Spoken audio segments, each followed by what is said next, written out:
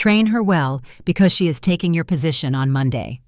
My boss tossed a single sheet of paper across my glass desk. His tone carried the casual indifference of a man throwing away a used napkin. I looked at the termination notice, then back up at his smug face. I did not argue.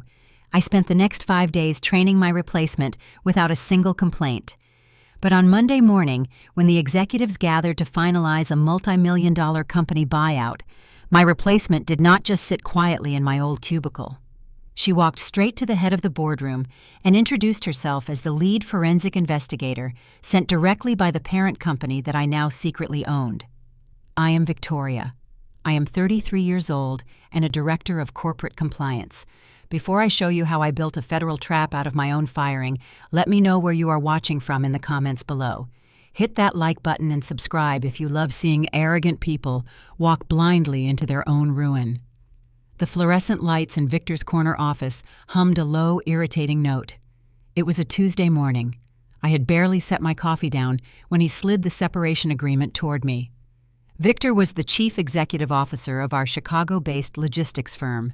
He wore tailored suits that strained against his shoulders and treated the company ledger like his personal bank account.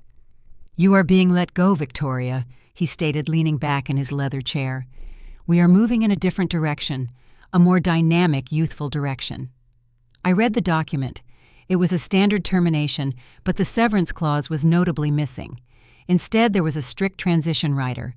"You will spend your final 5 days training your replacement," Victor instructed, tapping a gold pen against his desk. "Her name is Maya. She is eager, fresh out of business school, and a lot more obedient than you. If you refuse to train her, or if you walk out that door right now, I will use my executive authority to trigger the clawback clause in your contract. You will forfeit every single vested stock option you have earned over the last 7 years. He was holding 7 years of my 80-hour work weeks hostage. I needed those options. They were my equity and my only safety net." I looked at him. I did not raise my voice. I did not shed a tear. "I will train her," I said. The office door clicked open. Chloe walked in holding a green juice. Chloe was 24 years old and had been a receptionist 3 months ago. Today, she was the newly appointed director of marketing. She also happened to be Victor's mistress. She looked me up and down, her lips curling into a condescending smirk. She wore a silk blouse that cost more than my monthly mortgage paid for by the corporate expense account I had repeatedly flagged for audits during the previous quarter. "Make sure you pack your things before 5 on Friday." "Victoria," Chloe chimed in, leaning against Victor's desk. "The new decor for my expanded office is arriving, and I need your old space for my assistants. Plus, that gray suit is really depressing the aesthetic around here." Victor chuckled, wrapping an arm around Chloe's waist. I offered a tight, polite smile. "Consider it done." Victor stepped forward, his smile dropping. His voice hardened, carrying a sharp edge of genuine warning. "One more thing. You are training Maya on standard operations only. Effective immediately, your clearance to the Tier 1 financial servers is revoked. We are finalizing a major merger this weekend. You are locked out of the data room. Do not try to access the executive drives, or I will have you escorted out by security and file criminal charges for corporate sabotage." He turned his back, dismissing me. I walked out of his office. My face remained a blank mask, but my mind was racing. You do not lock your compliance director out of the data room during a merger, unless you are hiding something that belongs in a federal indictment. Maya arrived at my office precisely at 8 in the morning the next day. She wore a tailored beige blazer and carried a pristine leather-bound notebook. She projected the exact image of a pliant, inexperienced recent graduate eager to please upper management. She offered a bright, cheerful smile and took the guest chair across from my glass desk. I began the standard onboarding procedure. I walked her through the basic compliance software, the employee conduct guidelines, and the routine expense report protocols. For the first hour, she played her assigned role flawlessly. She nodded at all the right times, scribbled diligent notes, and asked mundane questions about lunch breaks and parking validations. But I am a risk actuary and a compliance director. My entire career relies on identifying deviations from established patterns. People possess baseline behaviors, and when they deviate, it signals a hidden variable. We transitioned to the vendor approval matrix. I explained the threshold limits for regional managers. Maya stopped writing. She looked at the screen, her eyes tracking the data columns with a speed that belied her supposed entry-level status. She pointed a manicured finger at a specific routing protocol. She asked how unverified international logistics contractors bypassed the secondary audit phase if the primary invoice lacked a corresponding shipping manifest. I paused, my hand hovering over the mouse. The air in my office grew still. A fresh business school graduate does not ask about secondary audit bypasses or phantom shipping manifests. That is highly specialized forensic accounting terminology. I looked at Maya.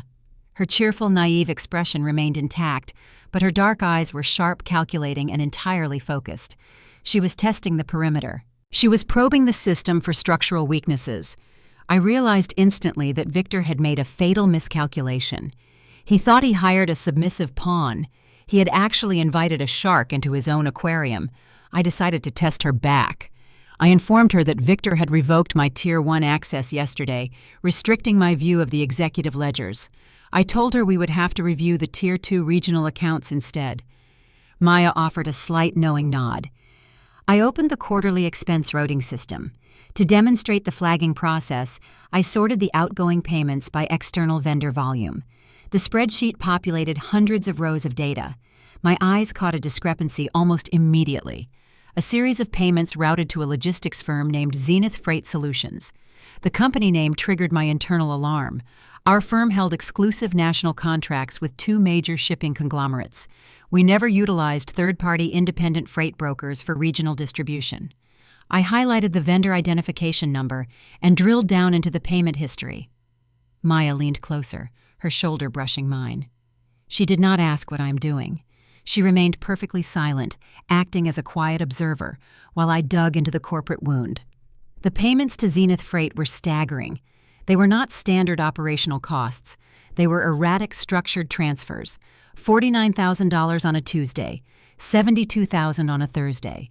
Each transaction sat just below the automated alert threshold that would typically require a signature from the board of directors. Every single one of these invoices bore a digital authorization stamp from the chief executive officer. Victor was personally signing off on phantom freight charges. I bypassed the standard interface and used a legacy query command to trace the receiving bank routing numbers. The money did not flow into a domestic commercial account. It bounced. It hit a holding trust in Delaware, splintered into 3 smaller transactions, and vanished into a series of anonymous offshore accounts registered in the Cayman Islands. The scale of the theft materialized on my glowing monitor. Victor was not merely funding Chloe and her lavish lifestyle through fraudulent marketing expenses. He was executing a systematic bleeding of the core corporate assets. He was embezzling millions of dollars from his own company. The impending weekend merger suddenly made perfect, terrifying sense. It was not a strategic business expansion. It was an exit strategy. Victor planned to sell the hollowed-out corporate shell to the rival buyers, cash out his executive shares during the transition, and disappear with the stolen millions before the new owners ever conducted a deep structural audit. If the sale went through on Monday, the data rooms would be wiped clean during the system migration. He would be untouchable, and I would be left standing in the rubble, stripped of my vested options. I needed the raw data. I needed the digital fingerprints. I reached into the side pocket of my leather handbag and pulled out a micro flash drive disguised as a standard wireless receiver. I plugged it directly into the hidden rear port of my computer tower. I opened a command terminal and initiated a stealth extraction script I had coded years ago to back up compliance records. The dark screen filled with scrolling text as the script bypassed the user interface and began ripping the raw transaction logs, the forged vendor invoices, and the offshore routing numbers directly from the server. The progress indicator crawled forward. 10%, 30%. The files were heavy-laden with years of illicit financial history. Maya watched the screen. She did not express shock. She simply stood up and moved casually toward the glass wall of my office, positioning her body to block the line of sight from the main corridor. She was actively running interference. The extraction hit 80%. My pulse beat a slow, steady rhythm against my collarbone. Then a shadow fell across the frosted glass panel of my door. The heavy oak door swung inward without a knock. Victor stood in the threshold. He wore a dark tailored suit, his face drawn into a tight mask of suspicion. He did not look at Maya. His eyes darted straight to my monitor. I executed a rapid keystroke combination. The command terminal vanished instantly, replaced by a bland, colorful training slideshow detailing workplace safety protocols. Victor stepped into the office, closing the door behind him. The air temperature seemed to drop 10 degrees. He walked slowly around my desk, invading my personal space. He leaned over, placing his palms flat on my glass desk, bringing his face dangerously close to mine. He stared at the training slideshow, searching for any ripple in the digital surface. "What exactly are you showing her, Victoria?" he asked. His voice was a low, serrated whisper.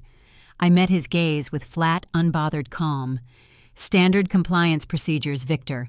As you requested, Maya is currently reviewing the safety protocol routing." Victor straightened his posture, his jaw clenched.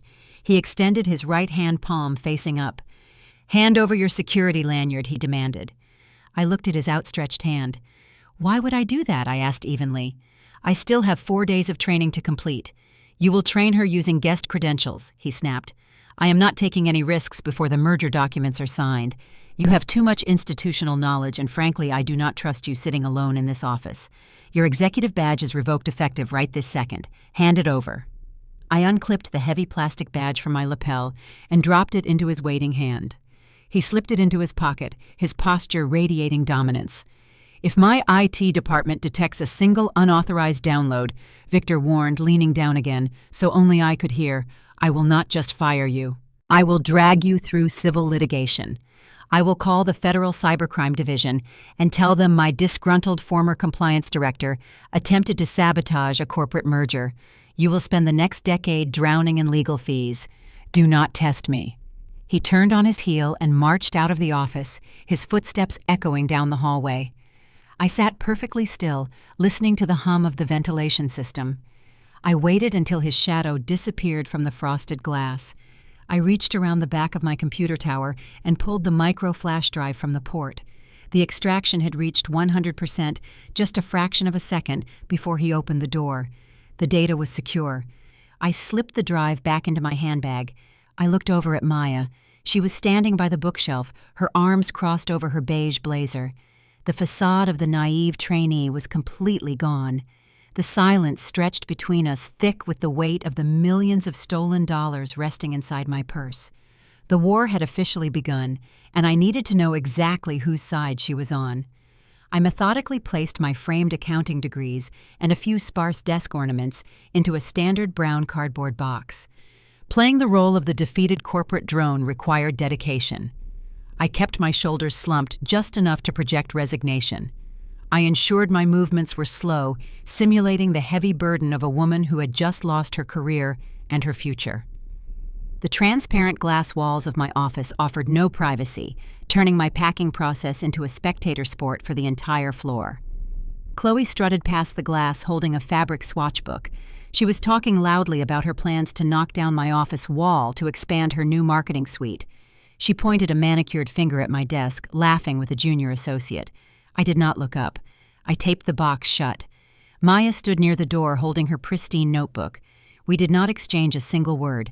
She played her part perfectly, maintaining the wide-eyed discomfort of a new hire, witnessing a brutal firing. I picked up the box and walked out of the executive suite. I navigated the rows of analysts who suddenly found their monitors incredibly fascinating. No one offered a farewell. Corporate environments do not breed loyalty. They breed self-preservation. The underground parking garage smelled of damp concrete and stale exhaust fumes. My heels clicked in a steady rhythm against the pavement as I walked toward my sedan. The subterranean level was mostly empty, shrouded in dim yellow light from the flickering overhead bulbs. I reached my car and unlocked the trunk, dropping the cardboard box inside. The heavy thud of the box hitting the fabric lining echoed in the quiet expanse. A secondary set of footsteps echoed right behind me. Slow, deliberate, and unhurried, I turned around. Maya emerged from the shadows of a thick concrete pillar. The beige blazer was unbuttoned. The bright, naive smile she had worn all day was entirely gone. Her posture had shifted from submissive to commanding. Her eyes held the cold, calculating assessment of a predator evaluating a peer. You pulled the Zenith freight routing logs, Maya stated. Her voice was an octave lower than the cheerful pitch she used upstairs. It carried the crisp articulation of a seasoned interrogator. You used a legacy query command to bypass the primary firewall and dump the raw data onto a physical drive. That was an impressive maneuver, Victoria. I closed the trunk of my car and leaned against the cold metal. I did not confirm or deny her statement. I simply observed the young woman standing in front of me, reevaluating everything I thought I knew about her. "Who do you work for, Maya?" I asked, keeping my tone perfectly level. She stepped into the overhead fluorescent light, closing the distance between us. "I do not work for Victor. I am an undercover forensic auditor. I report directly to a silent consortium of shareholders at Omnicorp Global. Omnicorp Global was our parent company. They were a faceless entity operating out of New York, known for acquiring regional logistics firms and letting them run autonomously as long as the quarterly dividends arrived on schedule. They rarely intervened in local branch management. Omnicorp Global did not tolerate theft. They were a syndicate of investors who built their fortunes by acquiring distressed assets and optimizing them without mercy. Stealing from their regional branches was akin to stealing from a cartel. The shareholders noticed a disturbing trend in the profit and loss margins over the past 3 quarters, Maya continued. The numbers looked functional on paper, but the operational output did not match the capital expenditure. They suspected Victor was gutting the interior architecture of the business to line his own pockets. They sent me to find the leak. I spent 2 weeks trying to penetrate his administrative firewalls, but he restricted all external auditing privileges. I needed an inside operative. I needed you. I looked at the auditor standing in front of me. The deception was flawless. Victor thought he hired a pliant secretary to replace an annoying compliance director. I said, a faint smile touching my lips. He brought the executioner right into his own stronghold. Maya nodded. I have the external offshore accounts mapped. I know the money is sitting in the Cayman Islands. But knowing where the cash resides and legally proving Victor moved it are 2 very different legal burdens. I saw you rip the vendor invoices today. You have the digital fingerprints connecting his executive authorization stamp directly to the phantom logistics firm. I reached into my handbag, feeling the edge of the micro flash drive. I have the embezzlement proof I confirmed. We can hand this to the federal authorities right now. Maya shook her head, her expression tightening with tension. Embezzlement is only half the equation, Victoria. Victor is not just stealing. He is engineering a permanent vanishing act. That merger he keeps bragging about is a hostile off-market liquidation. He is selling this regional branch to our biggest competitor for pennies on the dollar. I processed the information, the pieces of the puzzle snapping together with terrifying precision. A buyout of that nature requires a full system migration. The acquiring company absorbs the client lists and the hardware, but the legacy servers are routinely wiped to comply with data privacy regulations. He is using the merger to execute a digital wipe, I stated, the reality of his plan chilling the air between us. The moment the sale is finalized, the servers are purged. The fake vendor invoices, the phantom shipping manifests, the offshore routing numbers, all of it turns to ash. The evidence ceases to exist. Maya stepped closer, lowering her voice as if the concrete walls were listening. Exactly. And the buyer assumes all unvested employee equity is null and void upon liquidation. Your stock options will evaporate the second the ink dries. Victor gets a golden parachute from the sale, washes the stolen millions through the merger transition, and boards a private flight to a non-extradition jurisdiction with his new marketing director. He walks away a wealthy man, and you walk away with an empty cardboard box. The loss of my stock options was the ultimate insult. 7 years of meticulous risk assessment, ensuring the company survived regulatory audits and market fluctuations, was about to be erased by a man who treated his corporate responsibilities like a personal slush fund. The options were my bridge to independence. Victor intended to burn that bridge and leave me stranded. The anger in my chest was cold and sharp. I had spent my entire career enforcing the rules. Now I needed to leverage those rules to execute a flawless financial trap. "When is the signing ceremony?" I asked. "Monday morning at 9, Maya replied. "The executives from the acquiring firm are flying in to finalize the contracts in the main boardroom. We have the stolen funds mapped, but we lack the smoking gun. We need the actual merger agreement detailing the data wipe protocol to prove his intent to the Securities and Exchange Commission. Without proof of his intent to destroy corporate records, his defense attorneys will claim the offshore funds were unsanctioned investments made by rogue contractors. They will tie the parent company up in litigation for a decade while Victor enjoys the Caribbean. Where is the merger agreement stored, I asked, though my compliance background already provided the grim answer. It is locked inside the Tier 1 executive vault on the main server, Maya said. It requires a top-tier encryption password to open. Victor changes his cipher every 48 hours. My backdoor access was burned when he revoked your credentials this morning. The system requires biometric authentication coupled with the dynamic password. We are flying blind. I looked at my watch. It was Thursday evening. The sun had already set, casting the city above us into darkness. Monday morning at 9, I repeated. That gives us exactly 72 hours to break into an encrypted vault and secure a federal indictment. I thought about Victor sitting in his office, arrogant and secure. I thought about Chloe measuring my workspace for her new assistants. They believed they had effectively neutralized the only threat in the building. They believed my silence was submission. They thought the game was over. I opened my purse and pulled out the micro flash drive. I held it out. Maya took it, slipping it into her blazer pocket. Take this to the Omnicorp shareholders, I instructed. Let them verify the embezzlement. Tell them to prepare their legal counsel for a hostile intervention. Maya looked at me, a heavy question hanging in the cold air. What are you going to do about the encryption password?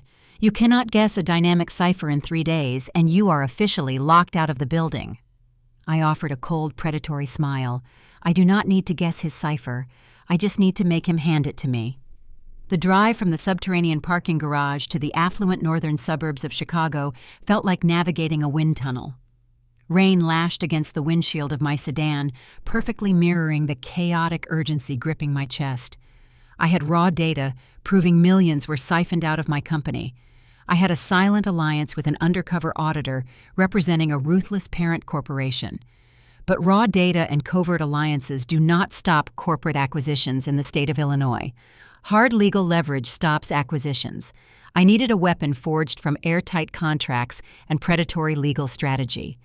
I pulled into a sweeping circular driveway illuminated by subtle landscape lighting. The sprawling stone house belonged to my older sister Elena and her husband Marcus. Marcus was not merely a lawyer. He was a senior partner specializing in mergers and acquisitions at a Tier 1 Chicago law firm. Standing at 6'4", an African-American man with a commanding presence and an intellect that terrified opposing counsel, Marcus made his fortune dismembering hostile takeovers. He viewed corporate law not as a profession, but as a blood sport. I bypassed the heavy brass door knocker and used my spare key. The house was quiet, save for the faint sound of jazz drifting from the library down the hall. I found Marcus sitting behind his sprawling mahogany desk, reviewing a stack of heavily redacted contracts. He wore a crisp white shirt, his sleeves rolled up revealing forearms corded with tension from a long week of litigation. Elena was asleep upstairs. I walked in and dropped my leather tote bag onto the Persian rug. Marcus looked up, noting the damp shoulders of my coat and the rigid set of my jaw. He set his pen down slowly. Who died, Victoria? Nobody died. But my career is currently sitting on death row, and my CEO is the executioner. I pulled a secondary flash drive from my coat pocket and tossed it onto the mahogany surface. It landed with a sharp click. I just extracted proof that Victor is routing millions through phantom logistics vendors to the Cayman Islands. He is initiating a fire sale merger on Monday to wipe the servers and vaporize my unvested stock options. Marcus did not react with shock. Shock is an emotion reserved for amateurs. He plugged the drive into his secure offline terminal. The glowing screen reflected in his dark eyes as he scanned the extracted transaction logs. The silence stretched for 3 agonizing minutes while he digested the sheer scale of Victor's embezzlement. A slow, chilling smile spread across his face. It was the expression of a shark smelling fresh blood in dark water. "Your CEO is a profoundly arrogant man," Marcus murmured, leaning back in his leather chair. "He is structuring payouts right beneath the board's reporting threshold. It is a classic bleed, but the real crime here is the structural manipulation of the impending merger to erase his digital footprint." I crossed my arms, pacing the length of the library.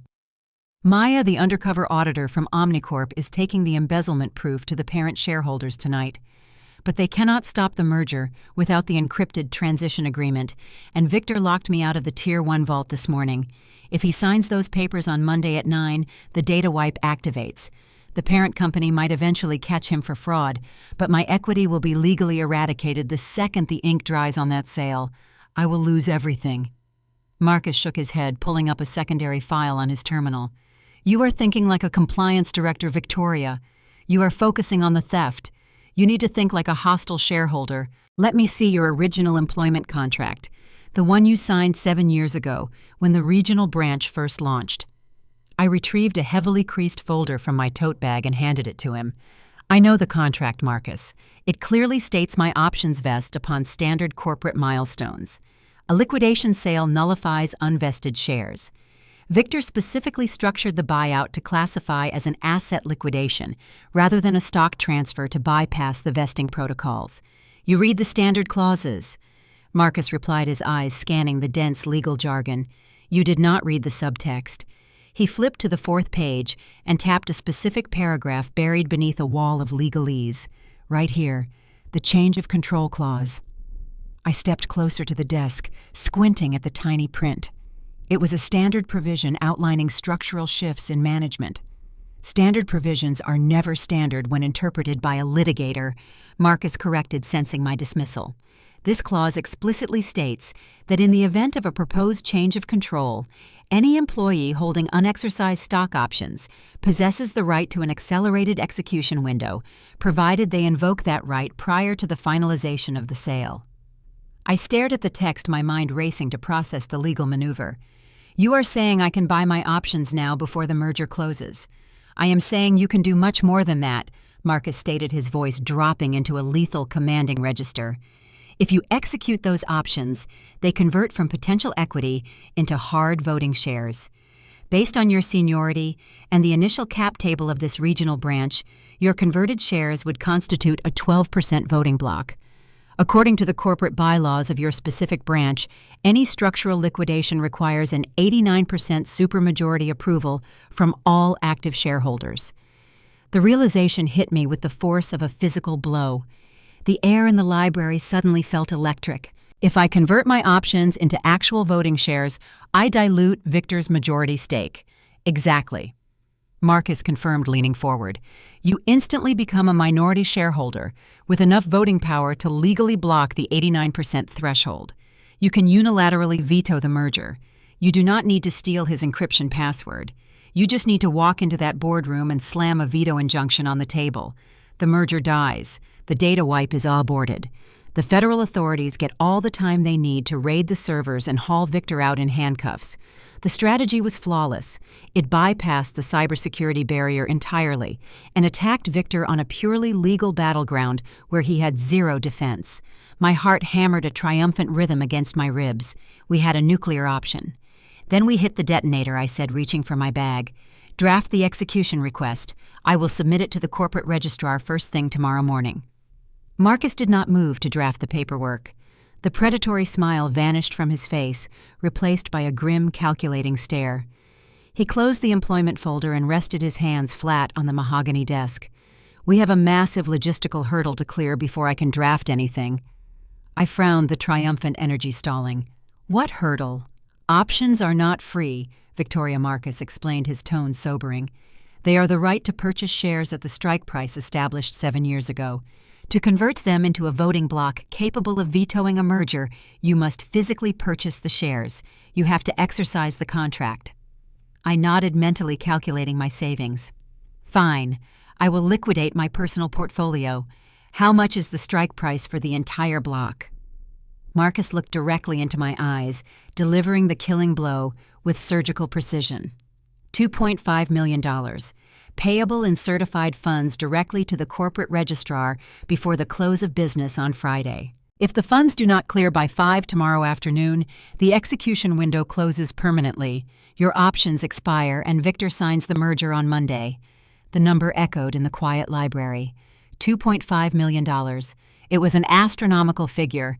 My personal savings, my modest investment accounts, and my emergency fund combined barely scratched the surface of that amount. I was a successful compliance director, not a venture capitalist.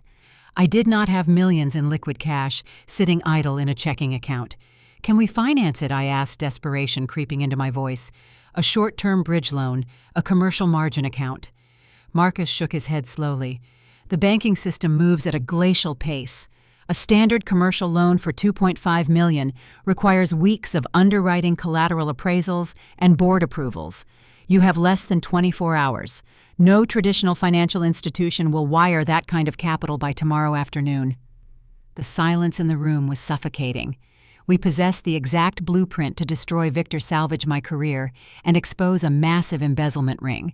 We had the legal authority to drop a guillotine on the entire fraudulent operation. But the execution lever cost a fortune I simply did not possess. Victor had inadvertently built an impenetrable financial wall around his crime. I sank into a leather armchair, staring blankly at the dark window. The rain continued to batter the glass. I was locked out of the data room, and now I was priced out of my own salvation. Victor was going to win. He was going to sell the company, erase his crimes, and walk away with his mistress, leaving me with a cardboard box and a worthless termination notice. "I will not let him win," I whispered the words, tasting like ash in my mouth. "There has to be another way." Marcus remained seated behind his desk. He stared at me for a long moment, evaluating my resolve. He opened a secure drawer and pulled out a heavy black ledger. He placed it on the desk. "Traditional institutions will not fund you," Marcus said, his voice dropping an octave, carrying the weight of a dangerous proposition. "But there are non-traditional avenues, private liquidity networks, syndicates that specialize in funding high-risk, high-reward hostile takeovers. They can wire the capital by noon tomorrow." I sat up straight, my pulse accelerating. "What is the catch?" "The catch is they require total collateralization," Marcus replied flatly. "They do not accept credit scores or promises. They require hard assets. If you want $2.5 million in 24 hours, you have to leverage every single thing you own. You have to put your entire life on the auction block." The stakes had just escalated from a corporate dispute to absolute personal ruin. If I took the money and failed to stop the merger, I would lose far more than my job. I would lose my entire existence. I stared at the heavy black ledger resting on Marcus's mahogany desk. The ambient jazz music playing softly in the background felt entirely disconnected from the sheer gravity of the moment. $2.5 million. It was the precise cost of my vengeance, and the price tag required a total financial sacrifice. I took a slow, deliberate breath, anchoring myself to the present reality. "Make the call," I instructed, my voice devoid of hesitation. Marcus did not immediately reach for his encrypted phone. He leaned forward, resting his forearms on the desk, his dark eyes locked onto mine to ensure I fully comprehended the magnitude of the transaction. "These syndicates operate outside standard regulatory grace periods, Victoria. If this merger proceeds and your veto is legally contested, you will owe them the principal amount plus a severe predatory interest rate. They will seize your downtown penthouse. They will liquidate your entire 401k portfolio. They will take the title to your vehicle. You will be stripped down to zero. You will be entirely bankrupt before the courts even open on Tuesday." "I understand the mechanics of collateralized debt, Marcus," I replied, meeting his gaze with absolute cold certainty. "I spent my 20s living in a cramped studio apartment eating instant noodles to afford my degree. I know how to survive with nothing. But Victor does not. He relies on stolen wealth to maintain his fragile ego. If I fail, I lose property. If he fails, he loses his freedom. The risk parity heavily favors my execution. Make the call." A slow, grim smile of profound respect touched Marcus's lips. He opened the ledger, dialing a restricted international number. The conversation was incredibly brief, spoken in the clipped, efficient jargon of high-stakes financial brokers. Within 10 minutes, the terms were finalized. My entire net worth, representing a decade of grueling corporate advancement, was officially pledged as collateral. The funds were scheduled to wire directly into a blind escrow account by noon the following day. I drove back to my penthouse that night, walking through the spacious, elegantly furnished rooms with a chilling sense of detachment. The expensive artwork, the imported leather furniture, the panoramic view of the Chicago skyline. None of it belonged to me anymore. It was all heavily mortgaged leverage waiting to be deployed on the corporate battlefield. I packed a single overnight bag. I was no longer a homeowner. I was a mercenary. The next morning, Friday, I arrived at the logistics firm headquarters, projecting the exact image of a defeated, compliant, outgoing employee. I wore a subdued gray pantsuit, deliberately avoiding the sharp power colors I usually favored. My posture remained relaxed and unthreatening. I needed Victor and Chloe to believe their psychological warfare had successfully broken my spirit. I stepped onto the executive floor, the plush carpeting muffling my footsteps. Maya was already seated at the guest desk in my office, diligently reviewing a stack of superficial compliance reports. She offered a brief professional nod as I entered, flawlessly maintaining our secret alliance. I booted my terminal and prepared to endure the final day of my forced transition. Chloe made her grand entrance 20 minutes later. The newly appointed director of marketing strutted into my office holding a glossy catalog of high-end office furniture. She wore a bright crimson designer dress, clearly intended to assert dominance over my muted attire. She did not bother knocking. She simply leaned against the glass doorframe, her lips curled into a thoroughly patronizing smirk. "Good morning, Victoria," Chloe chimed, her voice dripping with artificial sweetness.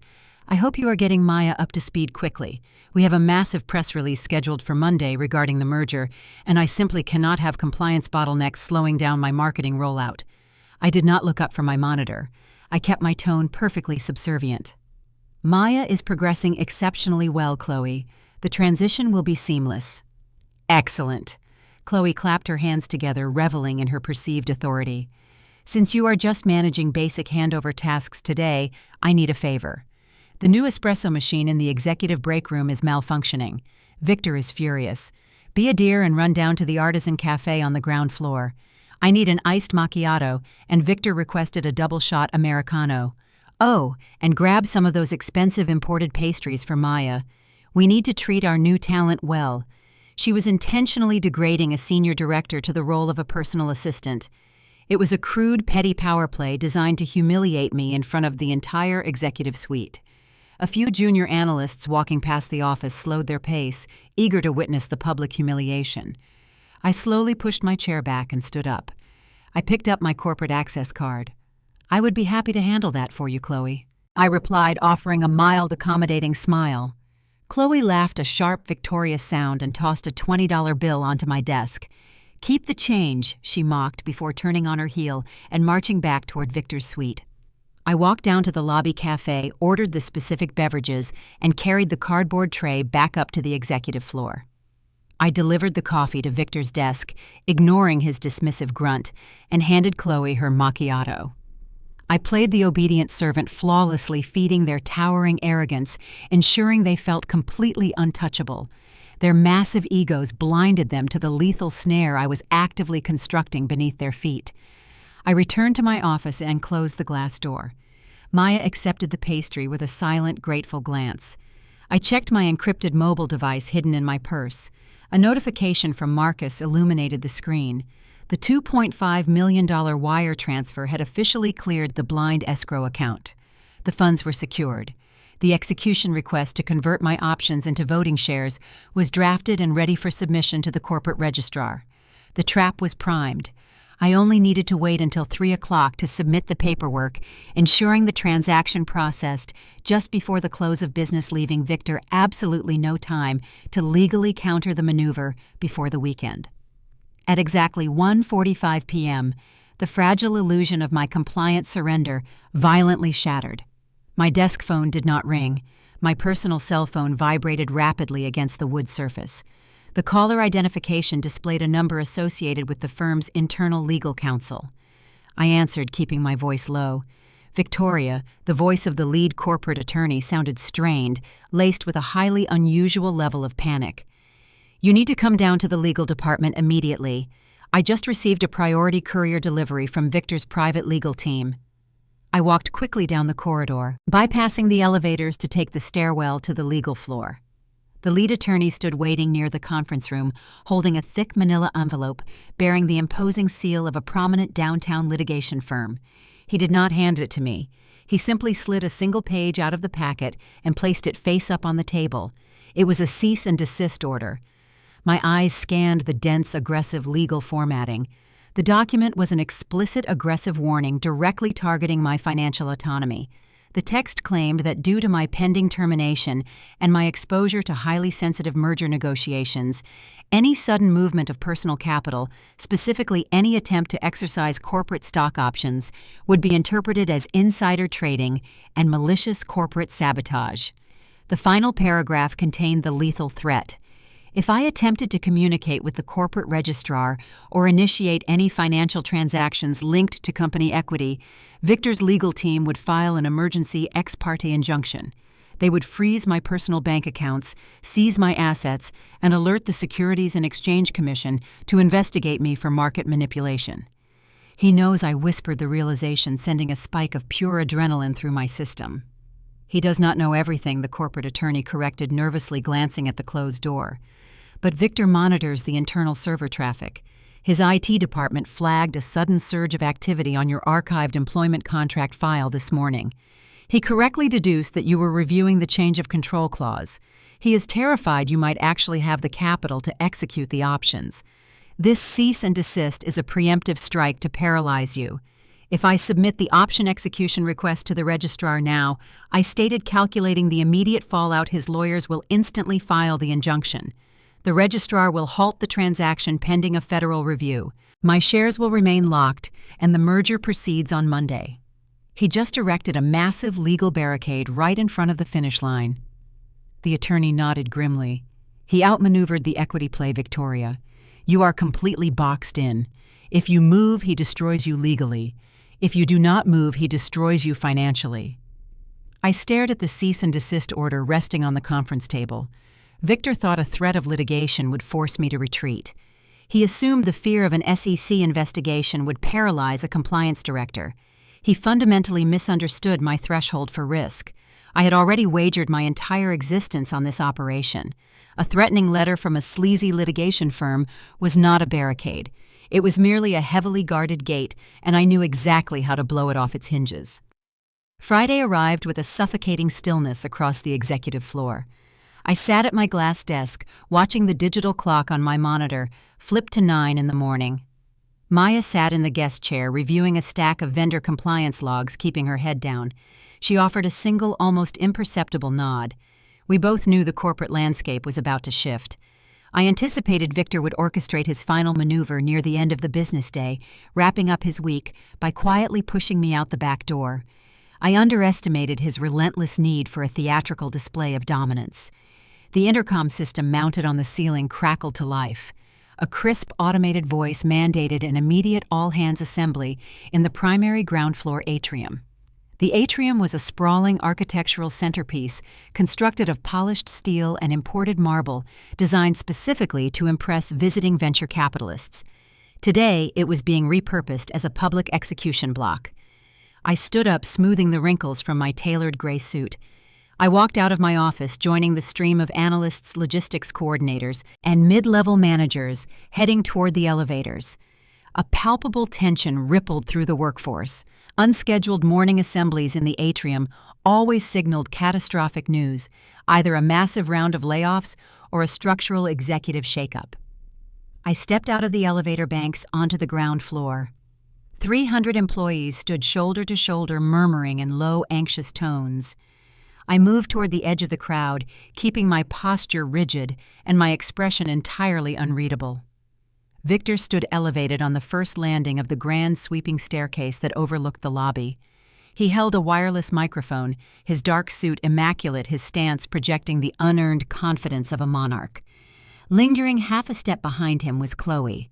She wore a striking emerald green dress, her arms crossed tight against her chest. Her chin was tilted upward, soaking in the attention of the crowd. She looked down at the sea of employees with a predatory smirk, clearly relishing her proximity to power. Victor did not waste time with standard corporate pleasantries or hollow morale-boosting rhetoric. He raised the microphone, and the ambient chatter in the atrium died in a fraction of a second. A heavy, stagnant silence blanketed the room.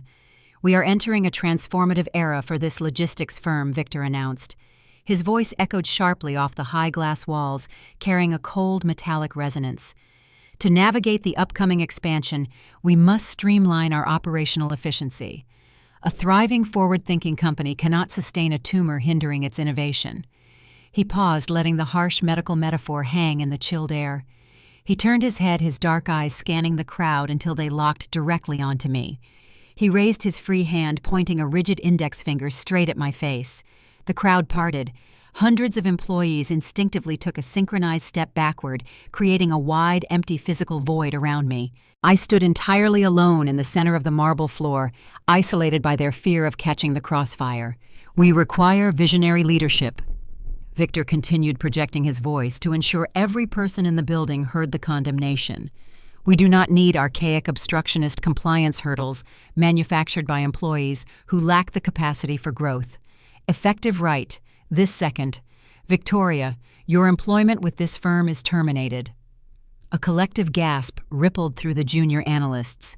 Terminating a senior compliance director was rare. Doing it via public humiliation in front of the entire corporate roster was virtually unheard of. Chloe leaned in, whispering something into Victor's ear. She flashed a bright, triumphant smile, believing she had just cemented her status by publicly eradicating the only executive who consistently flagged her fraudulent marketing expenditures. Victor handed the microphone to an assistant and descended the marble steps. He held a thick, heavy clipboard in his left hand. The crowd held its breath as he closed the physical distance between us.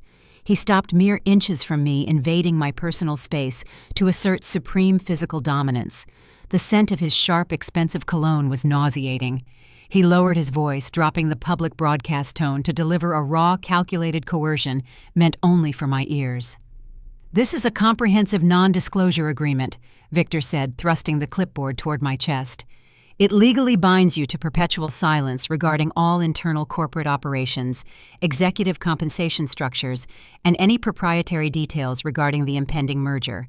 You will sign it right now." I looked down at the dense legal jargon printed on the crisp white paper, then brought my gaze back up to meet his. "And if I decline to sign a gag order in the middle of a public lobby?" Victor leaned closer, his eyes narrowing into dark, dangerous slits. "If you refuse, I will flag your final month of salary for a prolonged internal audit. You will not see a single cent of your remaining pay, your unused vacation accruals, or your vested health benefits. I know you are liquidating your personal assets, Victoria. I know you are desperate for fast cash. Sign the paper, take your pathetic final paycheck, and disappear before I make things significantly worse for you." He thought the threat of immediate financial starvation would force my hand. He believed the overwhelming shock of the public ambush had paralyzed my cognitive defenses. He assumed I was a broken, humiliated woman, desperate to escape the staring eyes of 300 former colleagues. I reached out and took the heavy silver pen clipped to the top of the board. I did not glare at him. I did not shed the tears the audience eagerly anticipated. Instead, I offered a soft, defeated sigh, slumping my shoulders just a fraction of an inch to perfectly match his expectation of a crushed employee. I placed the tip of the pen against the dotted line. A forensic document examiner evaluates handwriting based on ingrained biomechanical traits, muscle memory, and pressure application. Years ago, during a rigorous risk assessment and fraud detection seminar, I studied the precise mechanics of a duress signature. It is a highly deliberate structural alteration of one's natural script, utilized specifically when a person is forced to execute a legal document under severe threat or coercion. I flattened the sharp upward angle of my initial capital letter. I deliberately omitted the fluid connective loop in my surname, breaking the continuous stroke. Finally, I applied an erratic, heavy pressure to the tail end of the signature, causing the ink to pool slightly on the paper. To the untrained, arrogant eye of a CEO, it looked like the shaky, adrenaline-fueled signature of a terrified woman. In a federal courtroom under microscopic analysis, it was ironclad proof of illegal coercion. It rendered the entire non-disclosure agreement legally void. I handed the clipboard back to Victor.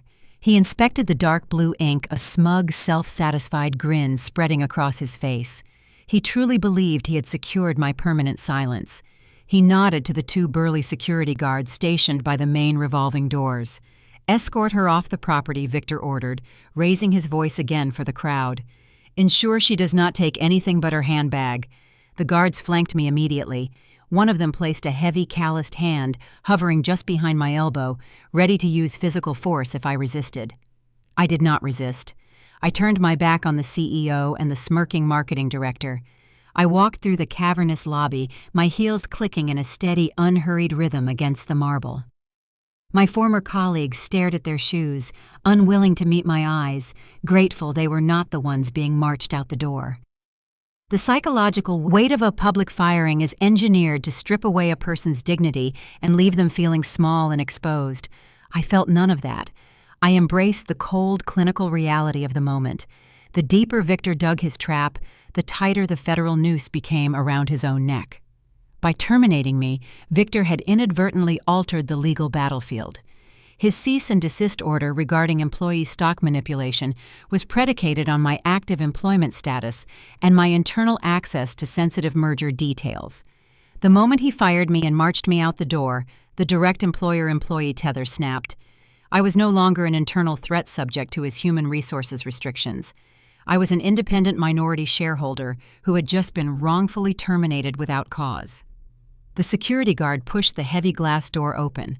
I stepped out onto the concrete pavement. The crisp morning air of Chicago hit my face, carrying the faint scent of rain and city exhaust. The glass doors slid shut behind me, the electronic locks engaging with a definitive sharp click. I was officially an outsider. I walked half a block away from the towering glass building, putting physical distance between myself and Victor's surveillance cameras.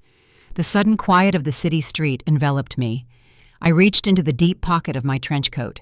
My encrypted mobile device vibrated a single sharp pulse against my palm. I unlocked the screen. The message was from Marcus.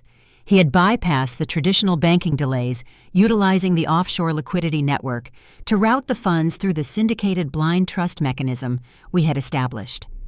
The text message glowed bright white against the dark screen, delivering a profound surge of adrenaline straight into my veins. The money is in the trading account. Initiate attack. The text message from Marcus catalyzed an immediate shift in my reality. I hailed a rideshare, providing the driver with the address of my downtown penthouse. The term penthouse felt like a bitter technicality now. It was no longer a sanctuary. The luxurious space, stripped of my security and mortgaged to the hilt, felt like an empty cavern. The sprawling layout, normally filled with the quiet hum of a highly successful life, was now eerily silent. It was a physical manifestation of the monumental gamble I had just placed on the table.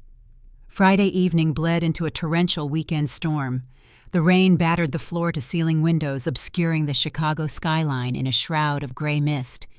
My dining room table, a heavy slab of polished concrete, became the central command post for a financial siege.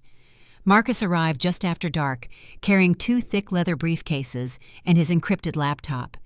He shed his suit jacket, rolling his sleeves up to the elbows, the sharp corporate litigator seamlessly transforming into a tactical combatant. "We are operating on an incredibly tight margin," Victoria Marcus stated, booting his terminal. He did not waste time with small talk. "The blind trust architecture is solid. L&A Equities is officially registered as a passive holding entity in Delaware. The $2.5 million is sitting in escrow, fully clean and completely masked. Victor cannot trace the capital back to your personal accounts." I powered up my own machine, staring at the raw data files I had successfully extracted from the server. "What is the execution strategy, Marcus?" "We need 12% of the active voting shares to hit the supermajority veto threshold required by the bylaws. My options, once converted, only secure 10.5%. We are a fraction of a percent short." Marcus leaned forward, a grim smile touching his features. "I am a mergers and acquisitions specialist. I do not just read contracts. I read the room." Over the past 3 years, Victor has aggressively alienated several minor early-stage angel investors. These are individuals holding fractional equity who are furious about the lack of quarterly dividends but lack the collective capital to force an audit. They are sitting on dead money, and they know Victor's impending liquidation sale will severely dilute whatever scraps they have left. He pulled a physical ledger from his briefcase, sliding it across the concrete table. It contained a list of 7 names. I reached out to them quietly yesterday, under the guise of an anonymous institutional buyer. They are highly motivated to sell their fractional shares for immediate liquid cash. If we use the remaining capital in your syndicated loan to purchase their equity blocks, we push your total voting power to precisely 12.2%. We breach the veto threshold. The mathematical elegance of the maneuver was undeniable. I had wagered my entire net worth to secure my options, and Marcus had found the exact backdoor to aggregate the remaining leverage. Buy them out, I instructed, my voice flat and resolved. Execute the purchase agreement simultaneously. Do not give the registrar any warning until the shares are fully transferred. Saturday morning passed in a blur of encrypted phone calls, rapid wire transfers, and digital notarizations. Marcus orchestrated the shadow acquisitions with breathtaking speed. By 3 p.m, the silent coup was complete. I was no longer an ousted compliance director holding worthless unvested options. Through the veil of the blind trust, I was the single largest minority shareholder in the company, possessing the legal authority to drop a guillotine on any structural reorganization. We possessed the legal weapon. We still needed the operational intelligence. We needed eyes inside Victor's fortress. The security system on my laptop chimed. A secure peer-to-peer connection request appeared on the screen, originating from an IP address routed through a secondary virtual private network. I accepted the connection. Maya's face materialized on the monitor. She was sitting in a dimly lit coffee shop, wearing a dark hoodie, looking significantly more exhausted than the cheerful trainee persona she projected at the office. "Status report, Maya," I said, keeping my tone clipped. "The internal atmosphere is chaotic," Maya replied, her voice hushed. Victor spent the entire morning screaming at his IT director. The system flagged the sudden transfer of the minority shares to an unknown entity. He does not know it is you because L&A Equities is shielding your name, but he knows a hostile block of equity just consolidated. He realizes someone is attempting to aggregate veto power. Marcus leaned into the camera frame. "Does he know the exact percentage we control?" Maya shook her head. "The corporate registrar has a 48-hour reporting delay for fractional transfers. He will not see the finalized cap table until Monday morning. But he is not waiting to find out. He is panicking." How badly I asked a cold knot forming in my stomach. Catastrophically, Maya confirmed, her dark eyes reflecting the gravity of the situation. He just fired his external legal counsel and brought in a crisis management team. More importantly, he just altered the timeline. The original itinerary scheduled the merger signing ceremony and the subsequent data migration for Tuesday afternoon. He just issued a mandatory directive to the acquiring executives. He moved the signing ceremony up to 9 o'clock sharp on Monday morning. The air in my penthouse seemed to evaporate.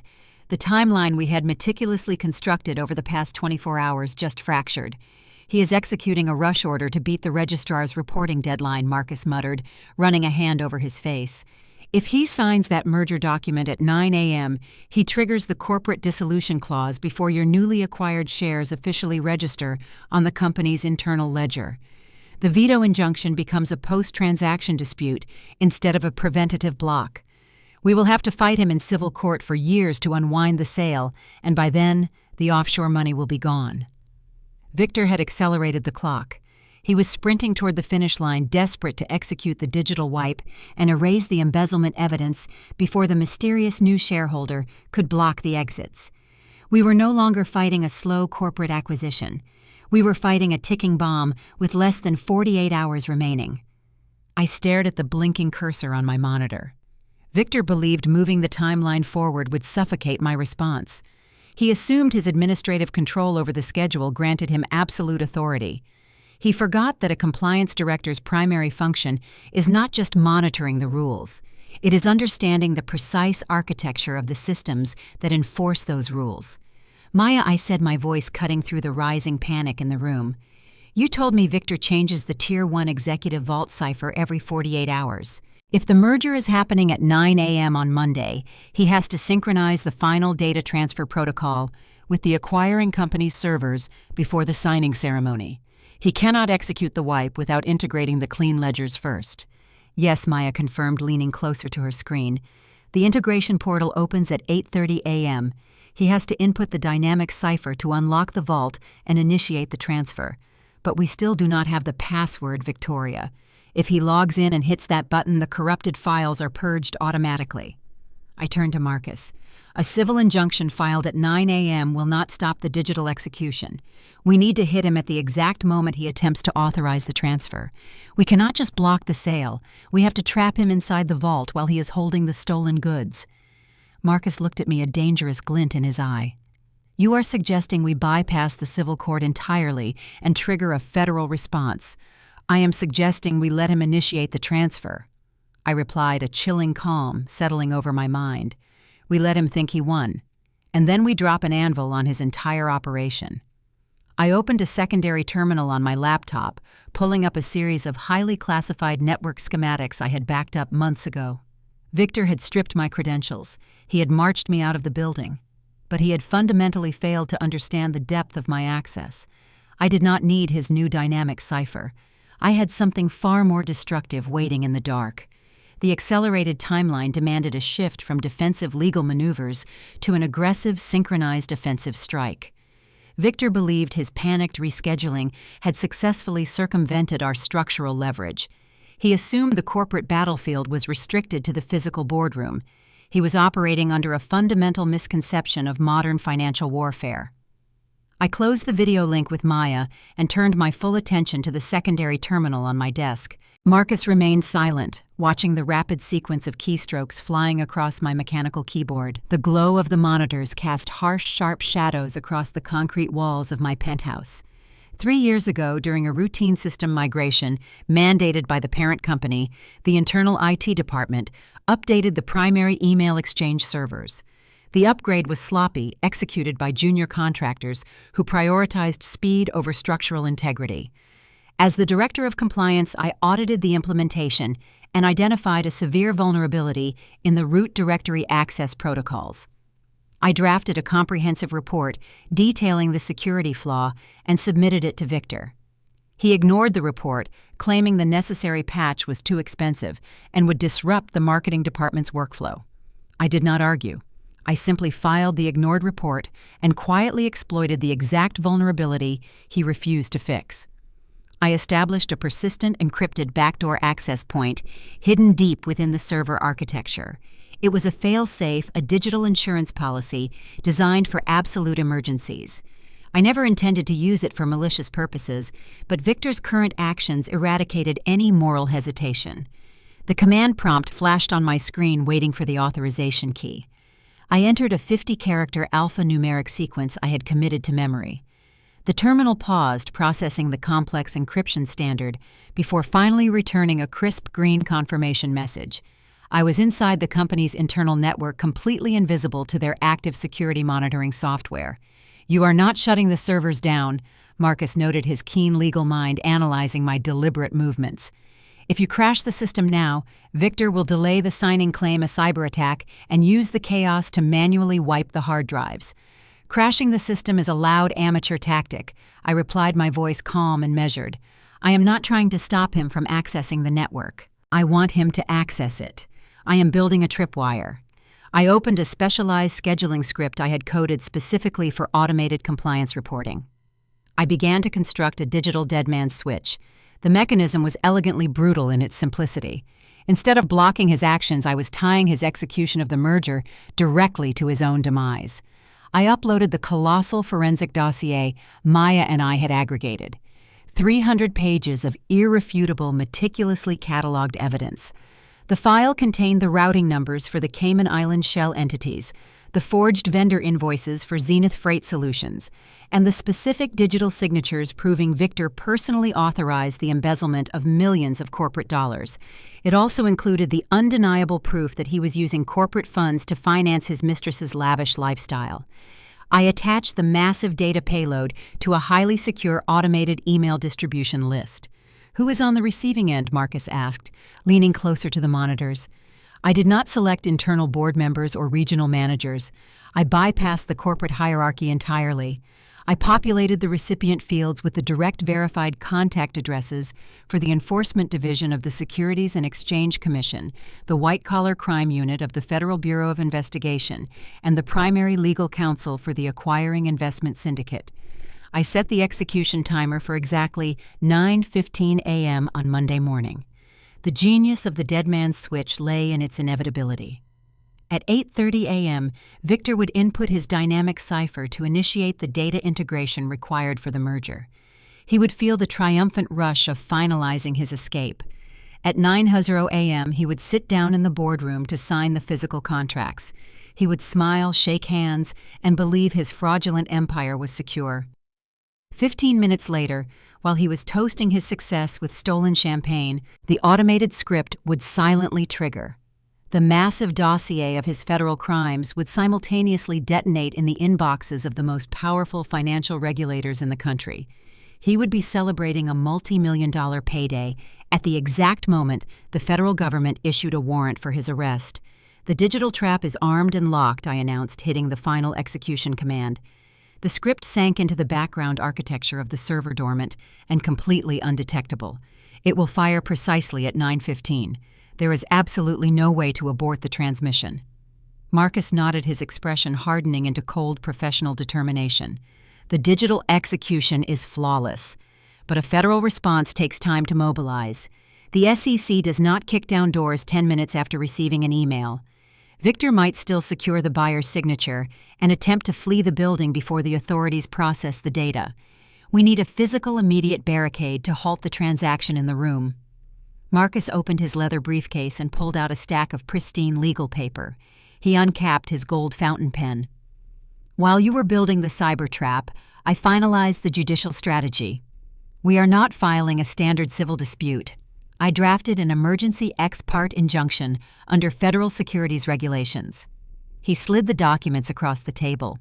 I reviewed the aggressive, unyielding legal formatting. The injunction explicitly cited massive shareholder fraud and an imminent threat of asset destruction. "Because we aggregated your voting shares through the blind trust," Marcus explained, his voice ringing with absolute authority, "L&A Equities currently holds the power to block the supermajority requirement. I have a federal judge scheduled for a private expedited review at 7 o'clock on Monday morning. I will present the preliminary evidence of the embezzlement. The judge will sign this injunction before Victor even finishes his morning coffee." I looked at the documents, the sheer weight of the legal offensive settling over me. "We are walking into that boardroom. We are not just walking in." Marcus corrected a dangerous predatory glint in his eye. "We are marching in with a federal court order demanding the immediate cessation of all merger activities. If the acquiring executives sign that contract after being served with this injunction, they become legally complicit in a federal wire fraud conspiracy. They will drop their pens and run for the exits. The synchronization of our attack was a masterpiece of corporate warfare. The digital switch would expose his crimes to the government, ensuring his ultimate incarceration. The physical injunction would kill the merger, trapping him in the room with his worthless, unsellable company." I picked up the heavy silver pen and signed the affidavits required for the injunction. My signature was sharp, precise, and completely devoid of the forced hesitation I had used on the non-disclosure agreement. This was my true signature, authorizing the total annihilation of Victor's fraudulent reality. Sunday evening descended, casting long shadows across the empty penthouse. The preparation was complete. The hours leading up to the confrontation stretched out thick with silent anticipation. I did not review the files again. I did not pace the floor. I sat by the window watching the city lights flicker to life. Victor had humiliated me. He had attempted to strip me of my dignity, my career, and the financial security I had painstakingly built. He thought his arrogant display in the atrium had permanently silenced a troublesome employee. He had absolutely no idea that he had merely handed the executioner a sharpened blade. Monday morning was not going to be a celebration of his genius. It was going to be a brutal, uncompromising reckoning.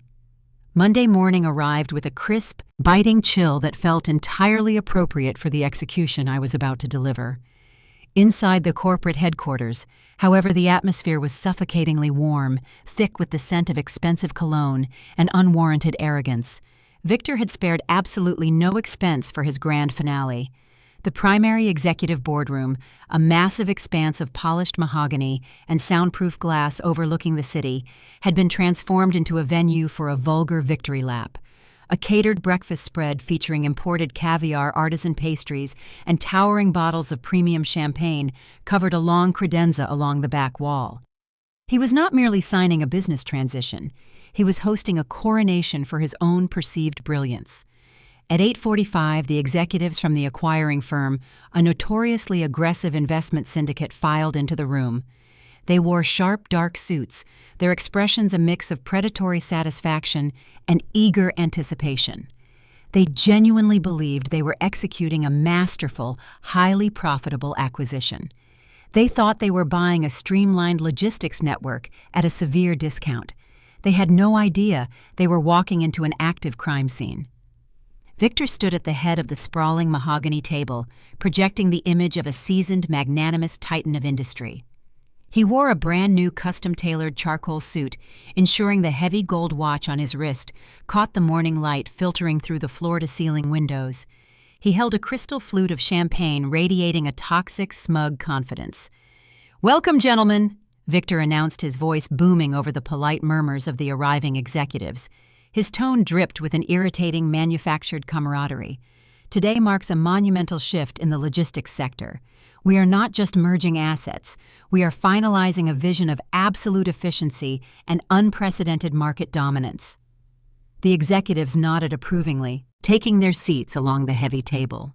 They were eager to finalize the paperwork and begin stripping the company for parts.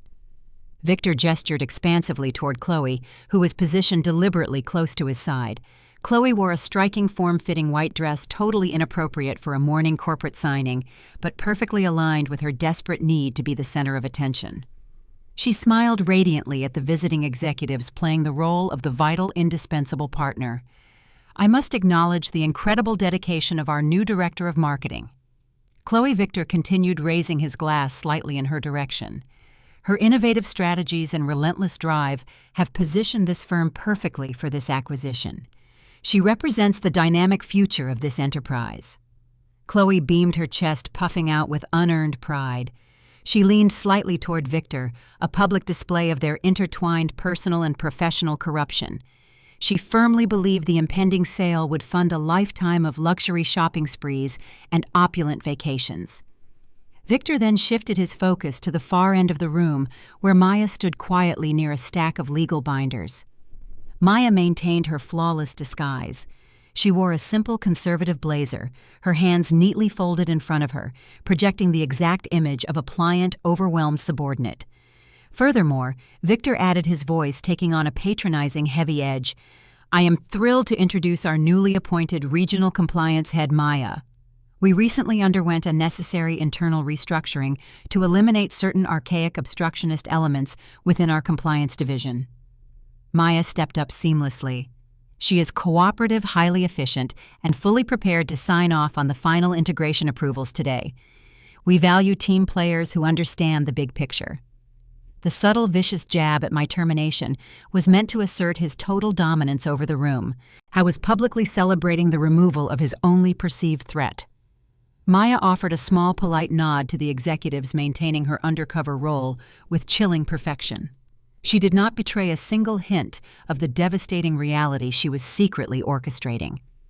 Victor placed his champagne flute down on the table with a definitive sharp clink. He checked his watch. It was 8:55. He had successfully initiated the data integration protocol 30 minutes prior, inputting his dynamic cipher and unlocking the Tier 1 vault. He believed the digital wipe was imminent. "Let us conclude the formalities," Victor instructed, his impatience bleeding through his polished facade. He gestured sharply to the lead attorney for the acquiring syndicate. "Please distribute the final transition contracts. The sooner we execute these signatures, the sooner we can toast to our mutual success."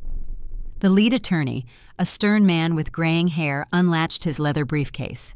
He produced a thick stack of heavily vetted legal documents, sliding them across the smooth mahogany surface toward the CEO of the acquiring firm. The CEO, a man known for his ruthless acquisition tactics, pulled a silver fountain pen from his breast pocket.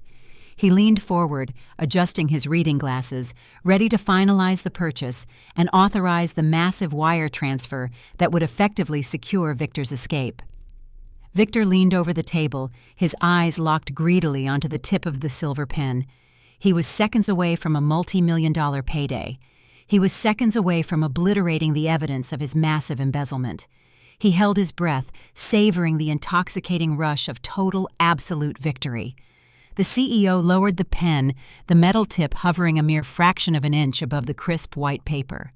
Before the ink could even touch the signature line, a sudden explosive noise shattered the manufactured elegance of the boardroom. The heavy, solid mahogany doors at the rear of the suite did not simply open. They were violently, forcefully shoved apart. The brass handles slammed against the interior walls with a deafening cracking impact that caused several executives to physically jump in their leather chairs. The polished, self-congratulatory atmosphere evaporated in an instant, replaced by a jarring, freezing shock. The room fell dead silent. The CEO froze his pen suspended in midair. Victor whipped his head around his face, instantly contorting into a mask of pure, unadulterated outrage at the sudden aggressive intrusion into his sanctuary. He opened his mouth to bark a furious reprimand, fully expecting to berate an incompetent security guard or a confused catering assistant. The furious words died completely in his throat.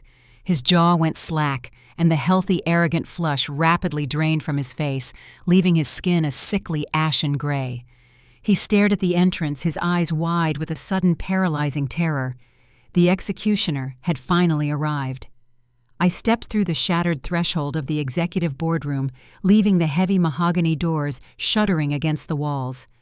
I did not wear the subdued, defeated gray pantsuit from Friday.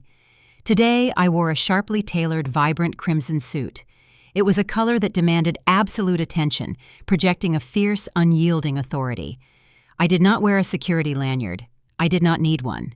I walked with slow, deliberate precision, my heels clicking a steady, intimidating rhythm against the imported hardwood floor. The silence in the room was absolute, heavy with the shock of my sudden materialization. I was not alone. Flanking me, moving with the quiet, predatory grace of a man accustomed to dismantling corporate empires, was Marcus. He wore a flawless midnight blue suit, his towering 6'4" frame casting a long, dominant shadow across the polished floor. He held a thick, heavy black leather briefcase in his right hand. He did not look like a standard corporate attorney. He looked like an executioner, arriving to deliver a fatal decree. His dark eyes swept the room silently, neutralizing any thought of physical resistance from the stunned executives. No security guards followed us. The guards stationed in the lobby had recognized Marcus's elite legal credentials and the sheer uncompromising force of our entry. They chose self-preservation over blind obedience to a CEO whose authority was rapidly evaporating. Victor stared at me, his chest heaving. The crystal champagne flute he had been holding slipped from his fingers. It hit the edge of the mahogany table and shattered onto the floor, sending a spray of expensive alcohol across his custom shoes. He did not even flinch. His brain was violently rejecting the visual data it was receiving. I was supposed to be a crushed, unemployed subordinate crying in a cramped apartment. I was not supposed to be standing in his boardroom radiating lethal confidence. The paralysis lasted only a fraction of a second before his survival instincts kicked in, manifesting as blind, hysterical rage. "What the hell is this?" Victor roared, his voice cracking with a high-pitched, frantic panic. He pointed a trembling, rigid finger directly at my face. "You are terminated. You were escorted off this property on Friday." He whipped his head around, screaming toward the open doorway. "Security! Get in here right now! I want her arrested for criminal trespassing and corporate espionage. I want her in handcuffs immediately." The visiting executives from the acquiring syndicate shifted uncomfortably in their heavy leather chairs. The CEO slowly lowered his silver fountain pen, placing it carefully next to the unsigned merger contract. They were ruthless investors accustomed to aggressive negotiations, but a screaming CEO demanding the arrest of a woman in a crimson suit was a massive glowing red flag. They recognized a volatile situation and immediately adopted a defensive, observant posture. Chloe stood paralyzed near the credenza. Her jaw literally dropped open, her perfectly glossed lips parting in sheer, unadulterated shock. The triumphant, sneering mistress who had demanded I fetch her coffee was entirely gone. She shrank back against the wall, her eyes darting nervously between my calm expression and Victor's escalating meltdown. I did not stop walking. I did not raise my voice to match his frantic shouting. I closed the distance smoothly, advancing directly toward the head of the massive mahogany table. I stopped mere inches from where Victor stood, forcing him to look me dead in the eye. I let a cold, razor-sharp smile touch the corners of my mouth. You cannot evict the owner from their own property, Victor, I stated. My voice was a low, steady hum that carried effortlessly across the silent boardroom, chilling the air. Victor blinked a momentary flicker of profound confusion, briefly overriding his rage. He looked at my crimson suit, then at Marcus, and finally back at me. He let out a harsh, abrasive scoff, attempting to reconstruct his shattered facade of dominance. The owner, Victor, mocked, though his voice lacked its usual booming resonance. "You are completely delusional, Victoria. You are a disgruntled, unemployed compliance director who just committed a felony by breaching a secure facility. The mental breakdown is pathetic, but it will not save you from a prison cell." He leaned forward, planting his hands on the table, trying to use his physical presence to intimidate me. "I own this company. I am the chief executive officer, and I am ordering you to leave before I have you physically dragged out." I did not flinch. I did not take a single step backward. I maintained absolute, unblinking eye contact, allowing the silence to stretch, forcing him to sit in the uncomfortable, suffocating weight of his own ignorance. I truly believed his title granted him invincibility.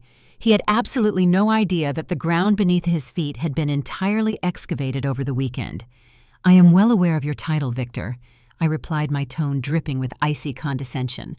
"But you seem to be operating under a fundamental, catastrophic misunderstanding of corporate equity structures." I turned my head slightly, gesturing toward Marcus. My brother-in-law stepped forward, placing his heavy black briefcase squarely onto the polished mahogany table. The dull thud echoed like a gavel strike. Victor stared at the briefcase, a bead of cold sweat forming at his temple. The blustering arrogance was failing him.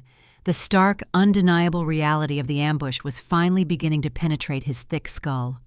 He realized with a sickening drop in his stomach that I had not come here to beg for my job or stage a futile protest. I had come to execute a highly calculated lethal maneuver. The trap was locked, and he was standing dead center on the trigger. Victor stared at the black briefcase resting on the mahogany table. The tension in the room was a physical weight pressing down on the executives who remained frozen in their chairs. For a fleeting second, the terrifying reality of the situation threatened to crush him. Then his massive, fragile ego violently rejected the data. His mind, unable to process his sudden loss of control, defaulted to a desperate, hysterical delusion. He threw his head back and let out a loud, grating laugh. It was a harsh, manic sound that bordered on unhinged, echoing erratically off the glass walls. "You are completely out of your mind," Victor gasped, wiping a tear of forced amusement from his eye. He shook his head, looking around at the visiting executives, attempting to draw them into his shared ridicule. "This is truly pathetic. You actually convinced your lawyer friend to waltz in here and play pretend because you cannot handle being fired. You have zero equity. Your unvested options were nullified the second I signed your termination papers on Friday." He leaned across the table, his manic smile tightening into a vicious sneer. "You are nothing but a trespasser facing a massive civil suit." He turned away from me, his patience entirely depleted. He looked toward the far end of the long table, searching for an obedient subordinate to handle the messy reality he refused to face. Victor barked, his voice cracking slightly with residual panic. "Stop standing there like an idiot. Get on the phone. Call building security and tell them to bring the police up here right now. Have this woman physically removed from my boardroom." Maya was standing quietly near the stack of legal binders. She wore the same simple beige blazer she had worn during her entire charade. She had maintained the posture of a timid, inexperienced trainee, flawlessly blending into the background while the titans clashed. She did not reach for the phone on the conference table. She did not flinch at his aggressive command. Instead, Maya slowly straightened her spine. The submissive slouch evaporated instantly. She raised her chin, her dark eyes locking onto Victor with an expression of absolute chilling contempt. She reached up to the lapel of her blazer. With a swift, deliberate motion, she unclipped the temporary employee identification badge Victor had authorized just days prior. She tossed the plastic badge onto the mahogany table. It slid across the polished surface, coming to a halt directly in front of the visiting CEO's silver fountain pen. "I do not work for you," Victor, Maya stated. Her voice was no longer the soft, agreeable pitch of a recent graduate. It was the sharp, commanding resonance of a highly trained corporate investigator. It sliced through the manic energy of the room, silencing Victor's hysterical laughter instantly. Victor froze. His mouth hung slightly open, a fresh wave of confusion paralyzing his features. He stared at the discarded plastic badge, his brain struggling to reconcile the sudden terrifying shift in her demeanor. "What are you talking about?" Victor stammered, his voice dropping to a hoarse whisper. "I hired you on Wednesday. You are the new compliance director. You hired a fabricated resume designed specifically to bypass your laughably weak human resources screening," Maya corrected, stepping away from the wall and moving closer to the center of the table. "You bypassed standard background checks because you were desperate for a compliant puppet to rubber stamp your fraudulent merger protocols." She stopped pacing, placing her hands flat on the back of an empty leather chair. "I am a senior forensic investigator, operating under the direct authority of the Executive Oversight Committee at Omnicorp Global." The name of the parent company hit the room like a localized seismic event. The visiting executives from the acquiring syndicate stiffened. Omnicorp Global was a massive, notoriously ruthless entity. They did not deploy undercover forensic investigators to regional branches unless they suspected catastrophic financial malfeasance. The visiting CEO slowly pushed his chair back from the table, physically distancing himself from the unsigned merger contracts. Victor staggered backward. His polished Italian leather shoes slipped slightly on the hardwood floor. His knees hit the edge of his heavy leather chair, and he practically collapsed into it. The color completely drained from his face, leaving his skin a sickly pale chalk. His eyes darted frantically between me and Maya, the horrifying realization finally penetrating his thick skull. The naive trainee he had brought into his inner sanctum, the woman he had trusted to oversee the final data integration, was an undercover operative actively monitoring his every move. He had personally escorted the executioner into the data room. But Maya was not finished. She turned her attention away from the ruined CEO and looked directly at the visiting executives, addressing them with professional, uncompromising authority. Furthermore, Maya announced, her voice ringing clear across the stunned boardroom, "I am here to officially introduce you to the entity that holds the decisive power in this room." She gestured smoothly toward me, her hand indicating the crimson suit I wore like armor. "Please direct your attention to the new primary stakeholder of this regional branch." Operating through the heavily secured framework of L&A Equities, she successfully consolidated fractional minority shares over the weekend. "I present the investor who just purchased the absolute veto authority over this impending merger, Ms. Victoria." The boardroom was instantly sucked into a vacuum of absolute silence. It was a heavy, suffocating quiet, the sound of a massive, multi-million-dollar corporate illusion shattering into microscopic pieces. Chloe let out a tiny, high-pitched gasp, covering her mouth with her manicured hands. Her eyes were wide with pure terror as she looked at the woman she had ordered to fetch coffee just 3 days ago. Victor gripped the armrests of his chair, his knuckles turning stark white. He was hyperventilating his chest, heaving erratically. The arrogant facade was entirely obliterated. He was staring at a woman he thought he had successfully discarded, only to realize she had completely bypassed his security, outmaneuvered his legal team, and bought the very ground he was sitting on. He was entirely trapped, and the financial guillotine was primed to drop. The shock radiating through the executive boardroom was palpable. It hung in the air like a thick, heavy fog, paralyzing everyone in their seats. Victor sat slumped in his leather chair, a hollow, hyperventilating shell of the man who had just boasted about unprecedented market dominance. His eyes were wide, unblinking, locked onto the physical manifestation of his ruin, standing at the head of the table. But shock is a temporary state, and Marcus did not intend to give anyone in that room the opportunity to recover. He moved with the calculated, predatory speed that made him a legendary force in Chicago's corporate litigation sector. Marcus stepped forward, bridging the gap between my position and the center of the massive mahogany table. He raised his right hand, lifting the heavy black leather briefcase he had carried into the room. With a swift, forceful motion, he slammed the briefcase down onto the polished wood. The impact was deafening. It echoed off the soundproof glass walls like the strike of a judge's gavel, shattering the remaining silence and demanding absolute compliance. "The time for corporate theater is over," Marcus announced. His deep baritone voice rolled through the room, chilling the ambient air. He popped the brass latches of the briefcase, the sharp metallic clicks signaling the initiation of the legal strike. He pulled out a thick stack of documents bound by a heavy blue legal cover. He did not hand it to Victor. He slid the packet precisely across the table until it rested directly in front of the visiting CEO. As the primary legal counsel representing L&A Equities, the majority veto shareholder of this regional branch, Marcus stated, fixing a hard, unyielding stare on the rival executives, "I am officially executing a shareholder injunction. This proposed merger is hereby aborted effective immediately under the strict provisions of Title IV, Section B of the Federal Securities Exchange Act." The visiting CEO stared at the blue legal cover, his hand hovering uncertainly over the documents. Aborted, he repeated, his voice laced with sudden sharp caution. "On what grounds?" "We conducted a preliminary due diligence review. The asset valuations were sound. Your due diligence review was compromised by fabricated ledgers," Marcus countered smoothly. He tapped a long manicured finger against the injunction documents. "You are looking at a superficial balance sheet designed to mask a massive internal hemorrhage."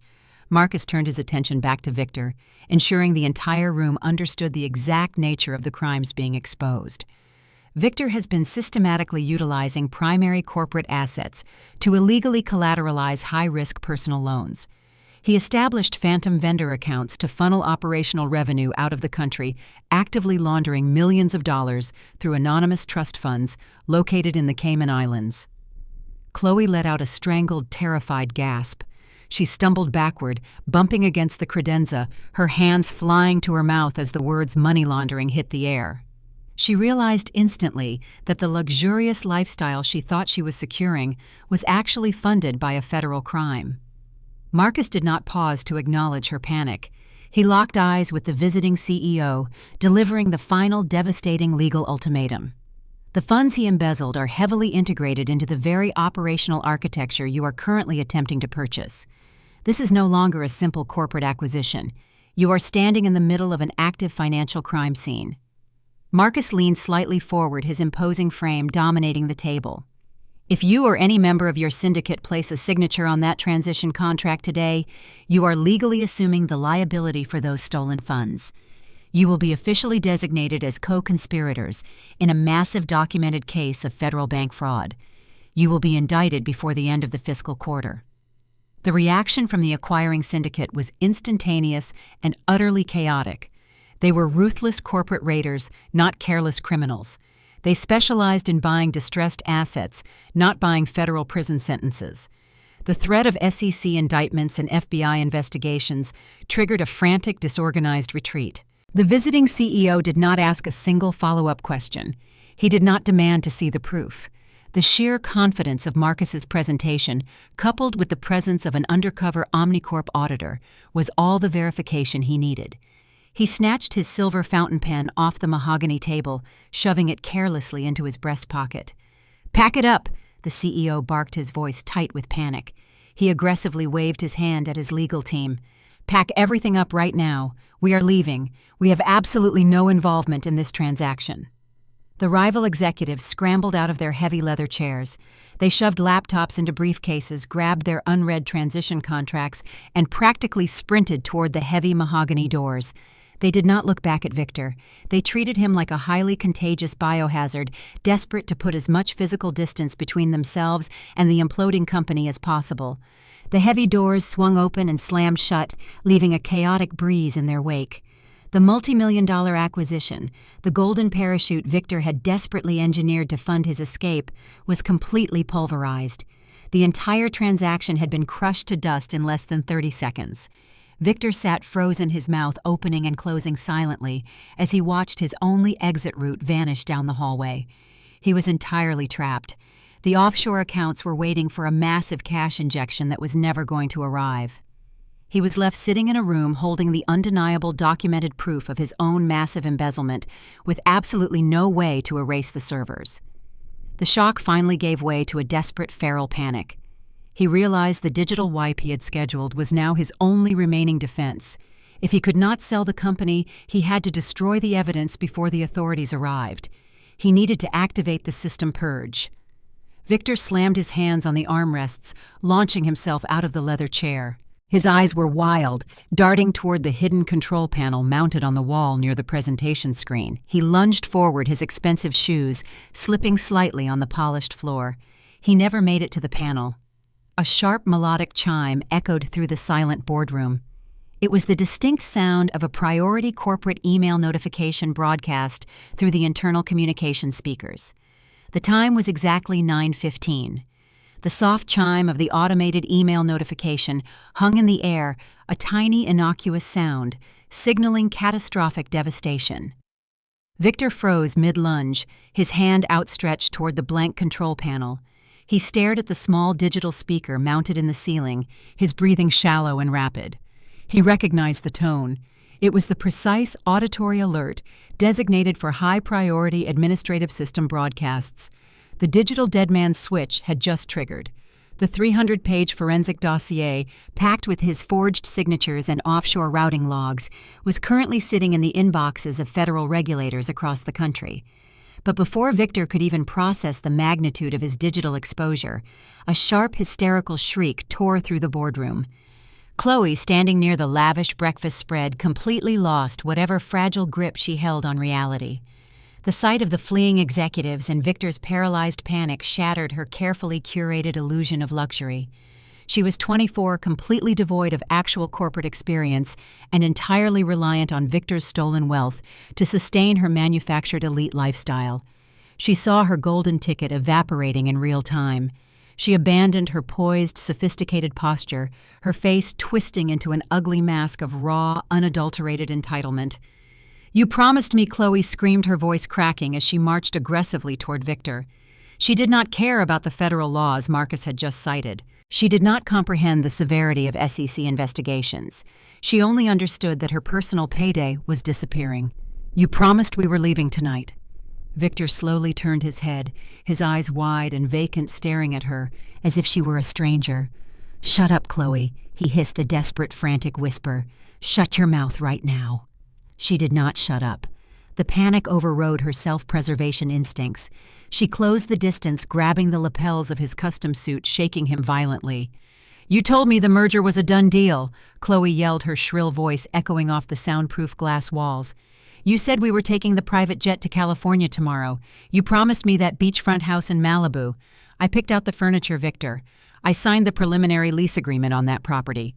She released his lapels, throwing her hands up in the air, her voice rising to a frantic, hysterical pitch that easily carried across the large conference table. "You said the money was clean. You looked me in the eye yesterday and swore you already moved $3 million into my personal checking account to secure the escrow. Where is my $3 million, Victor? Where is my money?" The silence that followed her outburst was heavy, thick, and utterly profound. Chloe stood there, chest heaving, staring angrily at Victor. She expected him to soothe her, to pull a hidden bank statement from his pocket and prove his devotion. She expected him to fix the problem. She had absolutely no idea that she had just delivered an unprompted, fully uncoerced confession to a room containing a top-tier corporate litigator and an undercover Omnicorp forensic auditor. More importantly, she failed to realize that the boardroom presentation system, heavily integrated with high-definition microphones designed to broadcast executive meetings to regional branches, was currently active. I looked at her. My posture relaxed, a cold, predatory smile slowly touching my lips. "That is an incredibly fascinating question, Chloe," I said, my voice smooth and perfectly level. "Where exactly did that $3 million come from?" Chloe whipped her head around, glaring at me with pure venom. "It came from his bonus structure," she snapped defensively, attempting to assert a dominance she no longer possessed. "He is the CEO. He earned that capital. You are just a jealous, fired employee trying to ruin his success because you could not handle the corporate pressure." I did not argue. Arguing with delusion is a waste of strategic energy. I simply reached into the pocket of my crimson blazer and pulled out my encrypted mobile device. I tapped a single pre-programmed icon on the screen. The massive high-definition projection screen mounted on the far wall of the boardroom hummed to life. It descended silently from the ceiling, instantly casting a stark, bright white glow across the mahogany table. Victor flinched, shielding his eyes from the sudden glare. Chloe stared at the screen, her arrogant glare faltering as complex financial spreadsheets populated the display. "Let us review the origin of your $3 million escrow deposit," I announced, stepping to the side so both Victor and Chloe had an unobstructed view of their impending ruin. The screen shifted, isolating a specific set of routing numbers. I highlighted the data in a glaring, undeniable red font. "Victor did not use his executive bonus structure to fund your Malibu fantasies," Chloe, I explained, articulating every syllable with clinical precision. "He systematically drained the employee pension reserve accounts over the past 14 months. He utilized the phantom logistics vendors we discussed earlier to siphon the retirement funds of the very analysts sitting outside this glass room." I tapped the screen of my phone, advancing the slide. A series of itemized receipts appeared cross-referenced with corresponding dates from the stolen pension ledger. "I did not just promise you a house," I continued, my voice echoing relentlessly. "Here's the receipt for the $90,000 sports car registered in your name last November. Here are the invoices for the diamond jewelry you are currently wearing. Every single luxury you have enjoyed for the past year was purchased using the stolen retirement funds of hardworking employees." Chloe stared at the screen. Her eyes tracked the itemized list, recognizing the dates of her lavish shopping sprees. The color rapidly drained from her face, leaving her pale and trembling. She looked down at her hands, the expensive rings suddenly feeling like heavy metallic shackles. "You just confessed in a recorded corporate boardroom to knowingly receiving $3 million of illicit capital," Marcus stated, his deep voice driving the final nail into her coffin. "By accepting those funds into your personal account and actively attempting to purchase real estate, you transitioned from a naive mistress to a fully complicit accomplice. You are an active participant in an ongoing money laundering operation," Maya added from the corner of the room, holding up her own recording device. "I have documented your verbal confirmation. Omnicorp Global will be seizing that $3 million immediately." Chloe's knees physically gave out. She collapsed onto the expensive hardwood floor, the heavy thud echoing in the quiet room. She curled her arms around her knees, burying her face in the fabric of her white designer dress. She began to sob, a loud, racking, pathetic sound of absolute despair. She had traded her future for a few shiny objects, and she finally realized she had just guaranteed herself a cell in a federal women's penitentiary. She was no longer a powerful marketing director. She was a documented co-conspirator facing decades in prison. She had gleefully helped Victor build a trap for me, completely unaware she was standing right in the center of the kill zone. Victor did not look down at the weeping woman on the floor. He did not attempt to comfort her. He stared at the projection screen, his eyes wide and vacant, the sheer magnitude of his exposure crushing whatever fight remained in his body. The digital evidence was irrefutable. His offshore accounts were mapped. His mistress had confessed. The merger was dead. He was entirely, permanently out of options. The colossal projection screen glared down on the boardroom, a towering monument to Victor's absolute financial ruin. The undeniable proof of his embezzlement, cross-referenced with Chloe's sobbing confession, effectively neutralized any remaining delusion he harbored regarding his survival. He stared at the spreadsheet detailing the plundered pension funds, his jaw slack, his chest heaving with erratic, shallow breaths. He did not attempt to formulate an alibi. He did not hurl empty threats at Marcus or attempt to intimidate Maya. The predatory arrogance that defined his entire tenure as CEO simply evaporated, leaving behind a terrified, cornered animal reacting entirely on raw instinct. Victor slowly backed away from the mahogany table, putting physical distance between himself and the damning evidence illuminating the wall. His eyes darted frantically, ignoring the weeping woman on the floor, bypassing my gaze entirely, and locking onto the heavy, unmarked fire exit door, located discreetly in the far corner of the executive suite. The fire exit led directly to a secured stairwell, bypassing the main employee lobby and offering a straight, unmonitored path to the subterranean VIP parking garage. His custom-imported sports car was parked in a reserved spot 50 feet from the stairwell door. He knew he had a private jet fueled and waiting on the tarmac at O'Hare International Airport, booked under a corporate alias for his anticipated escape to the Caribbean. If he could just reach the garage, he believed he could outrun the blast radius. Victor spun on his heel. The expensive fabric of his custom-tailored suit strained across his shoulders as he lunged toward the exit. He abandoned all pretense of dignity, scrambling across the hardwood floor with desperate, clumsy strides. He reached out his hand, grasping the heavy metal crash bar of the fire door. He never had the chance to push it open.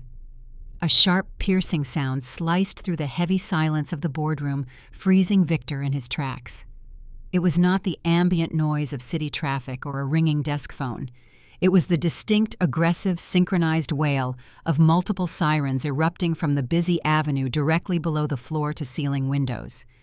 Victor slowly turned his head, his hand still hovering uselessly over the crash bar. He stared out the glass, watching the chaotic scene unfolding 40 stories below. The street was flooded with flashing red and blue emergency lights, casting harsh, strobing reflections against the neighboring glass towers. Several black, unmarked SUVs aggressively mounted the curb, blocking the main corporate entrance. The federal cavalry had arrived. The heavy polished brass doors of the private VIP elevator banks, located just outside the boardroom in the main executive corridor, slid open with a sharp mechanical chime. The sound was immediately followed by the heavy rhythmic thud of tactical boots striking the marble floor. I checked my watch. It was exactly 9:22. The automated script had triggered flawlessly. My digital package arrived on the desk of the SEC Enforcement Director precisely at 9:15, Victor Foy announced, projecting my voice clearly across the room. Given the volume of the stolen pension funds and the explicit digital fingerprints you left on the offshore transfers, they did not need to convene a preliminary hearing. You handed them a fully packaged trial-ready indictment. Victor staggered backward from the fire door, his knees trembling. The reality of the federal response crushed his final desperate hope of escape. He realized he was not merely facing a civil lawsuit or a corporate tribunal. He was facing the full, terrifying weight of the United States justice system. The heavy mahogany doors of the boardroom swung inward. A highly coordinated team of federal agents flooded the suite. They moved with absolute silent precision. They wore dark tactical windbreakers, the bold yellow lettering of the FBI and SEC plastered across their backs. They did not pause to assess the situation or ask for identification. They had already reviewed the dossiers. They knew exactly who their target was. The lead agent, a tall man with a severe, uncompromising expression, marched directly toward the corner where Victor was cowering. Victor Vance, the lead agent, barked, his voice echoing off the glass walls, drowning out the wail of the sirens below. "You are under arrest for conspiracy to commit wire fraud, massive corporate embezzlement, and severe violations of federal securities regulations." Victor did not fight back. He raised his hands in a pathetic gesture of surrender as two agents forcefully grabbed his arms, spinning him around and pressing him face first against the soundproof glass wall overlooking the atrium.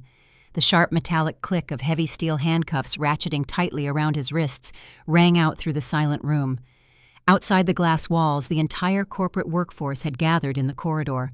Junior analysts, logistics coordinators, and mid-level managers stared in absolute shock as their untouchable, arrogant CEO was physically immobilized and shackled by federal authorities. The man who had publicly humiliated me on those very stairs on Friday was now a spectacle of total disgrace. Victor pressed his face against the cool glass, his chest heaving with loud, ragged sobs. The polished facade had completely dissolved.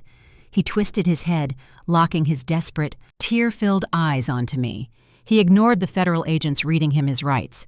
He ignored Chloe, who was currently being pulled from the floor and handcuffed by a female agent. "Victoria, please," Victor begged, his voice cracking into a high-pitched, pathetic whine. "Tell them it was a misunderstanding. You know the corporate structure.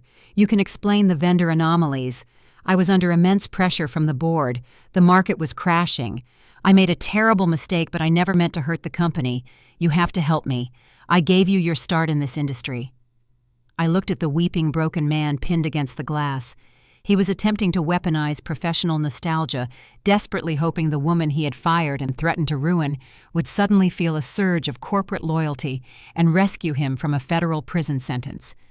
I took a slow, deliberate step toward him. I did not gloat. I did not raise my voice in triumph. I maintained the cold, analytical detachment of a compliance director verifying a terminated contract. "You explicitly ordered me to train my replacement, Victor." I replied, my voice smooth and perfectly level. "I followed your directive flawlessly. I trained Maya to identify hidden offshore ledgers, bypass fabricated vendor invoices, and secure airtight evidence of your massive embezzlement. I offered a razor-thin, chilling smile. She is fully prepared to handle the transition. You really should be thanking me for ensuring such a seamless handover. Victor opened his mouth to respond, but the lead agent aggressively pulled him away from the glass, hauling him toward the exit. The time for negotiations and pathetic excuses was permanently over. The agents marched him out of the boardroom, parading the disgraced CEO past hundreds of silent employees, leading him directly toward the waiting transport vehicles. Chloe was escorted out immediately behind him, her sobbing echoing down the hallway as she realized her future now consisted of a concrete cell rather than a Malibu beach house. I stood in the center of the empty boardroom, the heavy mahogany doors closing softly behind the departing federal team. The silence that settled over the suite was profound and beautifully absolute. The fraudulent empire Victor had built was officially dismantled, the toxic hierarchy completely eradicated. Marcus packed the legal injunctions back into his heavy leather briefcase, securing the brass latches with a definitive snap. Maya picked up her notebook, her undercover mission successfully concluded. We had navigated the treacherous corporate battlefield, executed a flawless financial ambush, and secured total victory without leaving a single trace of collateral damage. The hostile takeover was officially dead, and the era of my absolute ownership had just begun. The departure of the federal agents left an echoing void in the executive suite. The suffocating tension that had defined Victor's reign dissipated, replaced by the sterile, hyper-focused atmosphere of a post-incident investigation. The dramatic public arrest was merely the physical neutralization of the threat. The true obliteration of his legacy required a meticulous, unrelenting financial offensive. I did not pause to celebrate. I turned from the glass wall overlooking the atrium and walked directly to the head of the mahogany table. Marcus was already pulling fresh, unstapled legal documents from his briefcase. We had anticipated Victor's arrest. We had also anticipated his desperate attempts to liquidate any remaining assets to fund a criminal defense team. We were not going to afford him that luxury. As the authorized legal representative for L&A Equities, the majority voting bloc of this corporation, I am initiating immediate civil asset forfeiture protocols. Marcus stated, his voice a low mechanical rumble. The federal government has seized his physical person. We are going to seize his financial existence. He slid a thick stack of court filings across the table. These motions were drafted over the weekend, preemptively categorizing Victor's personal wealth as the direct proceeds of corporate embezzlement and pension fraud. The strategy was brutally simple and legally devastating. By explicitly tying his personal assets to the stolen employee retirement funds, we empowered the corporate entity to freeze his wealth independent of the ongoing federal criminal investigation. We were moving faster than the government bureaucracy. File them, I instructed, my eyes scanning the dense legal text. Execute the freeze on all domestic holdings immediately. Target the offshore routing numbers, Maya verified. Block every single exit route. Marcus nodded, reaching for his encrypted mobile device. He dialed a direct contact at a high-tier corporate litigation firm, initiating the rapid filing process. Within 30 minutes, the civil injunctions landed on the desk of a sympathetic federal judge who had previously reviewed the preliminary embezzlement data. The judge, recognizing the extreme flight risk of the stolen capital, authorized the emergency freeze without hesitation. The consequences rained down on Victor and Chloe with apocalyptic speed. Victor had spent years cultivating an image of untouchable opulence. He resided in a massive, sprawling penthouse overlooking Lake Michigan, decorated with imported art and custom Italian furniture. By early afternoon, federal marshals and corporate asset recovery teams arrived at his building. They did not knock politely. They presented the seizure warrants to the terrified building management and marched directly into his residence. The luxury sports car he kept parked in the reserved subterranean garage, a vehicle purchased entirely with funds siphoned from the phantom logistics vendors, was impounded and towed before sunset. His private investment portfolios, the massive accounts he assumed were safely hidden behind complex shell companies, were instantly locked, the banking institutions, terrified of secondary liability for facilitating wire fraud, complied with the asset freeze without a single objection. Victor was sitting in a sterile federal holding cell, waiting for his high-priced defense attorney to arrive. He had absolutely no idea that the retainer check his lawyer attempted to cash had bounced. He was entirely fundamentally bankrupt. He possessed no liquid capital to secure bail. He could not afford private legal counsel. The arrogant CEO who had casually threatened to drown me in litigation fees was now entirely reliant on a heavily overworked public defender. Chloe's descent into ruin was equally spectacular and undeniably satisfying. She had built her entire reality around the delusion that sleeping with the CEO elevated her above the rules. She believed the $3 million escrow deposit guaranteed her a lifetime of Malibu sunsets and designer wardrobes. Her arrogance blinded her to the fact that she was merely an accessory to a federal crime. The asset seizure warrants extended directly to her. Because the $3 million was definitively traced back to the stolen corporate pension funds, every item she purchased using that tainted capital became subject to immediate federal confiscation.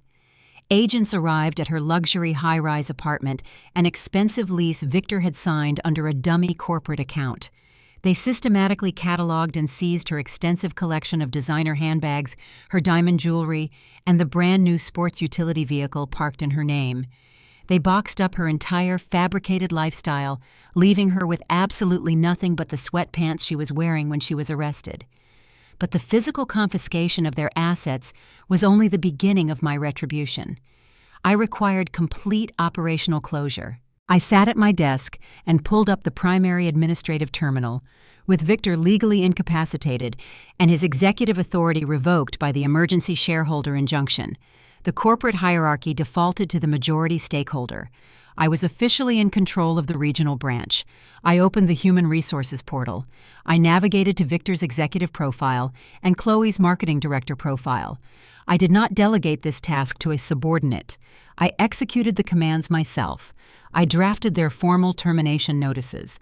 I explicitly cited gross misconduct, severe fiduciary breach, and active participation in federal wire fraud as the cause for immediate dismissal. The termination classification automatically triggered a zero severance protocol. They were fired without a single cent of compensation, their health benefits instantly revoked, and their unvested stock options entirely eradicated. I did not stop there. I attached a formal corporate invoice to their termination packets.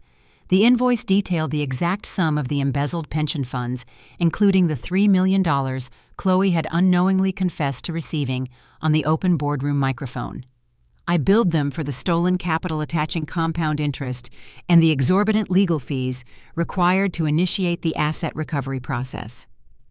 I mailed the invoices directly to their federal holding facilities. I wanted them to sit in their concrete cells, stripped of their tailored suits and designer dresses, and stare at a piece of paper demanding millions of dollars they could never possibly repay.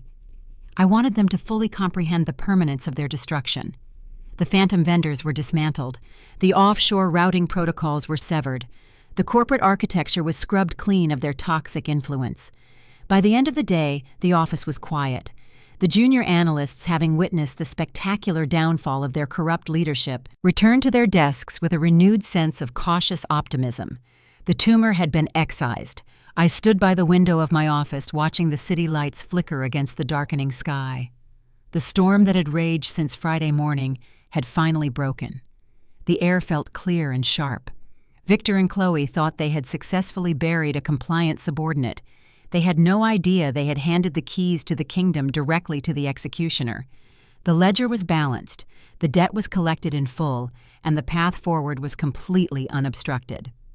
6 months have passed since the federal raid systematically dismantled the old regime. The atmosphere on the 40th floor is no longer thick with unchecked ego and hidden agendas. The heavy mahogany desk that once symbolized a corrupt dictatorship has been removed. In its place rests a sleek, minimalist glass structure. I sit in the center of the room looking at the morning light reflecting off the Chicago skyline. I am no longer a compliance director managing risk for a fraudulent superior. I am the chief executive officer. The frosted glass door opens. Marcus walks in. He does not carry the tense, predatory energy of a rogue litigator navigating a weekend crisis. He wears the calm, enduring certainty of our new chief legal officer. He holds a single thin manila folder. He places it on the glass surface of my desk. The physical weight of the paper is light, but the implications are profound. The restructuring is finalized. Marcus states, his deep voice carrying a note of quiet triumph. Omnicorp Global approved the secondary integration under our precise terms. Maya is currently operating out of the New York headquarters as the Global Audit Director. We rebuilt the infrastructure from the ground up. The phantom vendors are erased. The offshore routing protocols are severed. The pension funds were fully recovered and restored to the employee accounts. The company is clean. I open the folder. It contains the final sentencing report from the federal courthouse. Victor tried to negotiate a plea deal. He attempted to leverage his previous corporate contacts to secure leniency, claiming his actions were a temporary lapse in judgment caused by market pressure. The federal judge rejected his narrative. The digital footprint we provided left zero room for interpretation. Victor was sentenced to 20 years in a federal penitentiary. Marcus pulls up a chair. He stood in the courtroom yesterday wearing a standard-issue orange uniform. He looked around the gallery, hoping his former venture capitalist friends or country club associates would show up to support him. The gallery was empty. He traded his custom-tailored suits for coarse cotton. His days of hosting lavish champagne breakfasts and boasting about market dominance are replaced by a rigid, unyielding prison schedule. He possesses no assets, no hidden accounts, and zero chance of early parole. He will spend the next 2 decades sitting in a concrete cell, fully aware that the woman he tried to publicly humiliate in the corporate atrium was the sole architect of his demise. He handed me a cardboard box and told me to pack my things. I handed him a federal indictment. Chloe learned a very harsh lesson about the illusion of borrowed wealth. When the asset forfeiture swept through her life, it took everything she valued. The luxury high-rise apartment, the designer wardrobe, the expensive sports car all vanished in a single afternoon. She avoided a lengthy prison sentence by turning state's evidence against Victor, trading her loyalty for a plea agreement. But freedom without resources is a different kind of prison. The federal freeze on her personal accounts remains active pending the restitution payouts. She cannot secure a corporate job because a simple background check reveals her direct involvement in a profound money laundering scheme. The woman who once mocked my gray suit and demanded I fetch her iced macchiatos now works the night shift as a cleaner at a budget motel on the outskirts of the city. She scrubs cheap linoleum floors, changes stained bed sheets, and empties trash cans to survive. The glittering future she thought she secured by sleeping with a CEO dissolved into the harsh chemicals she uses to clean public bathrooms. The vanity she used as a weapon became the very instrument of her downfall. I stand up and walk toward the floor-to-ceiling tempered glass windows. I look down at the bustling streets below. The tiny cars and pedestrians move in their predictable patterns. The corporate world is a ruthless ecosystem. People often assume that remaining quiet during a verbal attack equates to surrender. They mistake professionalism for cowardice. When Victor tossed that termination notice across the desk, he expected a frantic emotional response. He wanted tears. He wanted me to beg for my severance package. He wanted to feel powerful by breaking my spirit in front of my peers. Society often conditions professionals to negotiate their worth, to compromise with toxic leadership, and to accept mistreatment as the inherent cost of climbing the ladder. That is a fabricated lie designed to keep capable individuals compliant. Silence is not weakness. Silence is a tactical retreat to higher ground. When toxic individuals attempt to bury you, the worst reaction is to panic and throw dirt back. The optimal strategy is to use your specialized skills, acquire the very land they are standing on, and construct an inescapable fortress right over their heads. Do not argue with arrogance. Do not negotiate with people who lack fundamental respect for your intellect. You observe their patterns. You locate their vulnerabilities. You quietly aggregate your leverage while they boast about their false superiority. And when the trap is fully primed, you step aside and let the weight of their own greed crush them. The corporate shares I purchased during that frantic weekend maneuver have tripled in value. The immense debt I took on from the shadow liquidity network was paid off within the first quarter using the recovered operational revenue. The gamble paid off because it was never a game of chance. It was a mathematical certainty. Victor was a variable I could predict. His greed made him sloppy. My discipline made me lethal. I turn away from the glass window and walk back to my desk. The ledger is balanced. The enemies are neutralized. The future belongs to those who do the math. Have you ever faced a toxic boss who underestimated your potential? Have you ever used hard facts and quiet strategy to turn a sudden termination into your greatest victory? Share your experiences in the comments section below. Tell me how you built your own empire from the ashes of a hostile workplace. If you found satisfaction in this journey of corporate justice, hit the like button and subscribe to the channel for more stories of tactical retribution and ultimate success. Never let anyone mistake your silence for surrender. Sometimes you are not retreating, you are just reloading. Looking out over the Chicago skyline from this executive suite, the reflection in the glass shows a woman who redefined her own boundaries. Surviving a corporate ambush and dismantling a fraudulent hierarchy taught me truths that no business school could ever provide.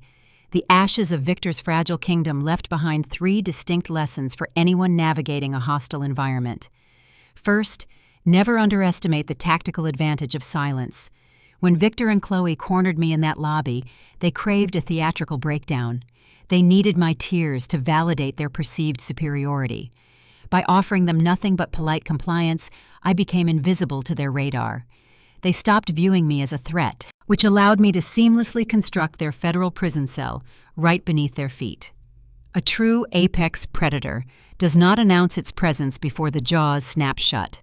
Let your enemies choke on their own unchecked confidence. Second, real leverage is never emotional. It is structural.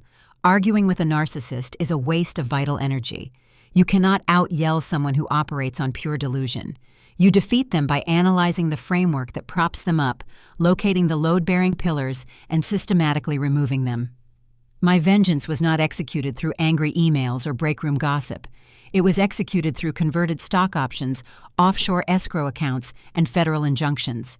Hard data, irrefutable audit trails, and airtight legal maneuvering will always outmatch unearned arrogance. Third, you cannot negotiate respect with people who actively benefit from your subjugation.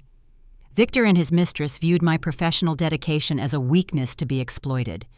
Society often pressures us to compromise, to swallow our pride, and to accept a severance package just to keep the peace. But peace built on your own degradation is just a delayed surrender. When toxic individuals show you they intend to bury you, do not ask them for a shovel. Use your skills to buy the deed to the property and legally evict them from your reality entirely. You hold the pen to your own career trajectory. If the current leadership refuses to recognize your value, stop working to build their empire. Gather your intelligence, secure your alliances, and prepare to execute a takeover. If you have ever had to outsmart a toxic boss, or if you have quietly planned an exit strategy that left your enemies speechless, share your journey in the comments below. I read every story you share. If my battle resonated with you, hit the like button and subscribe to Rabbit Revenge for more stories of undeniable karma and tactical justice. Stay sharp, trust your instincts, and never let them see you coming.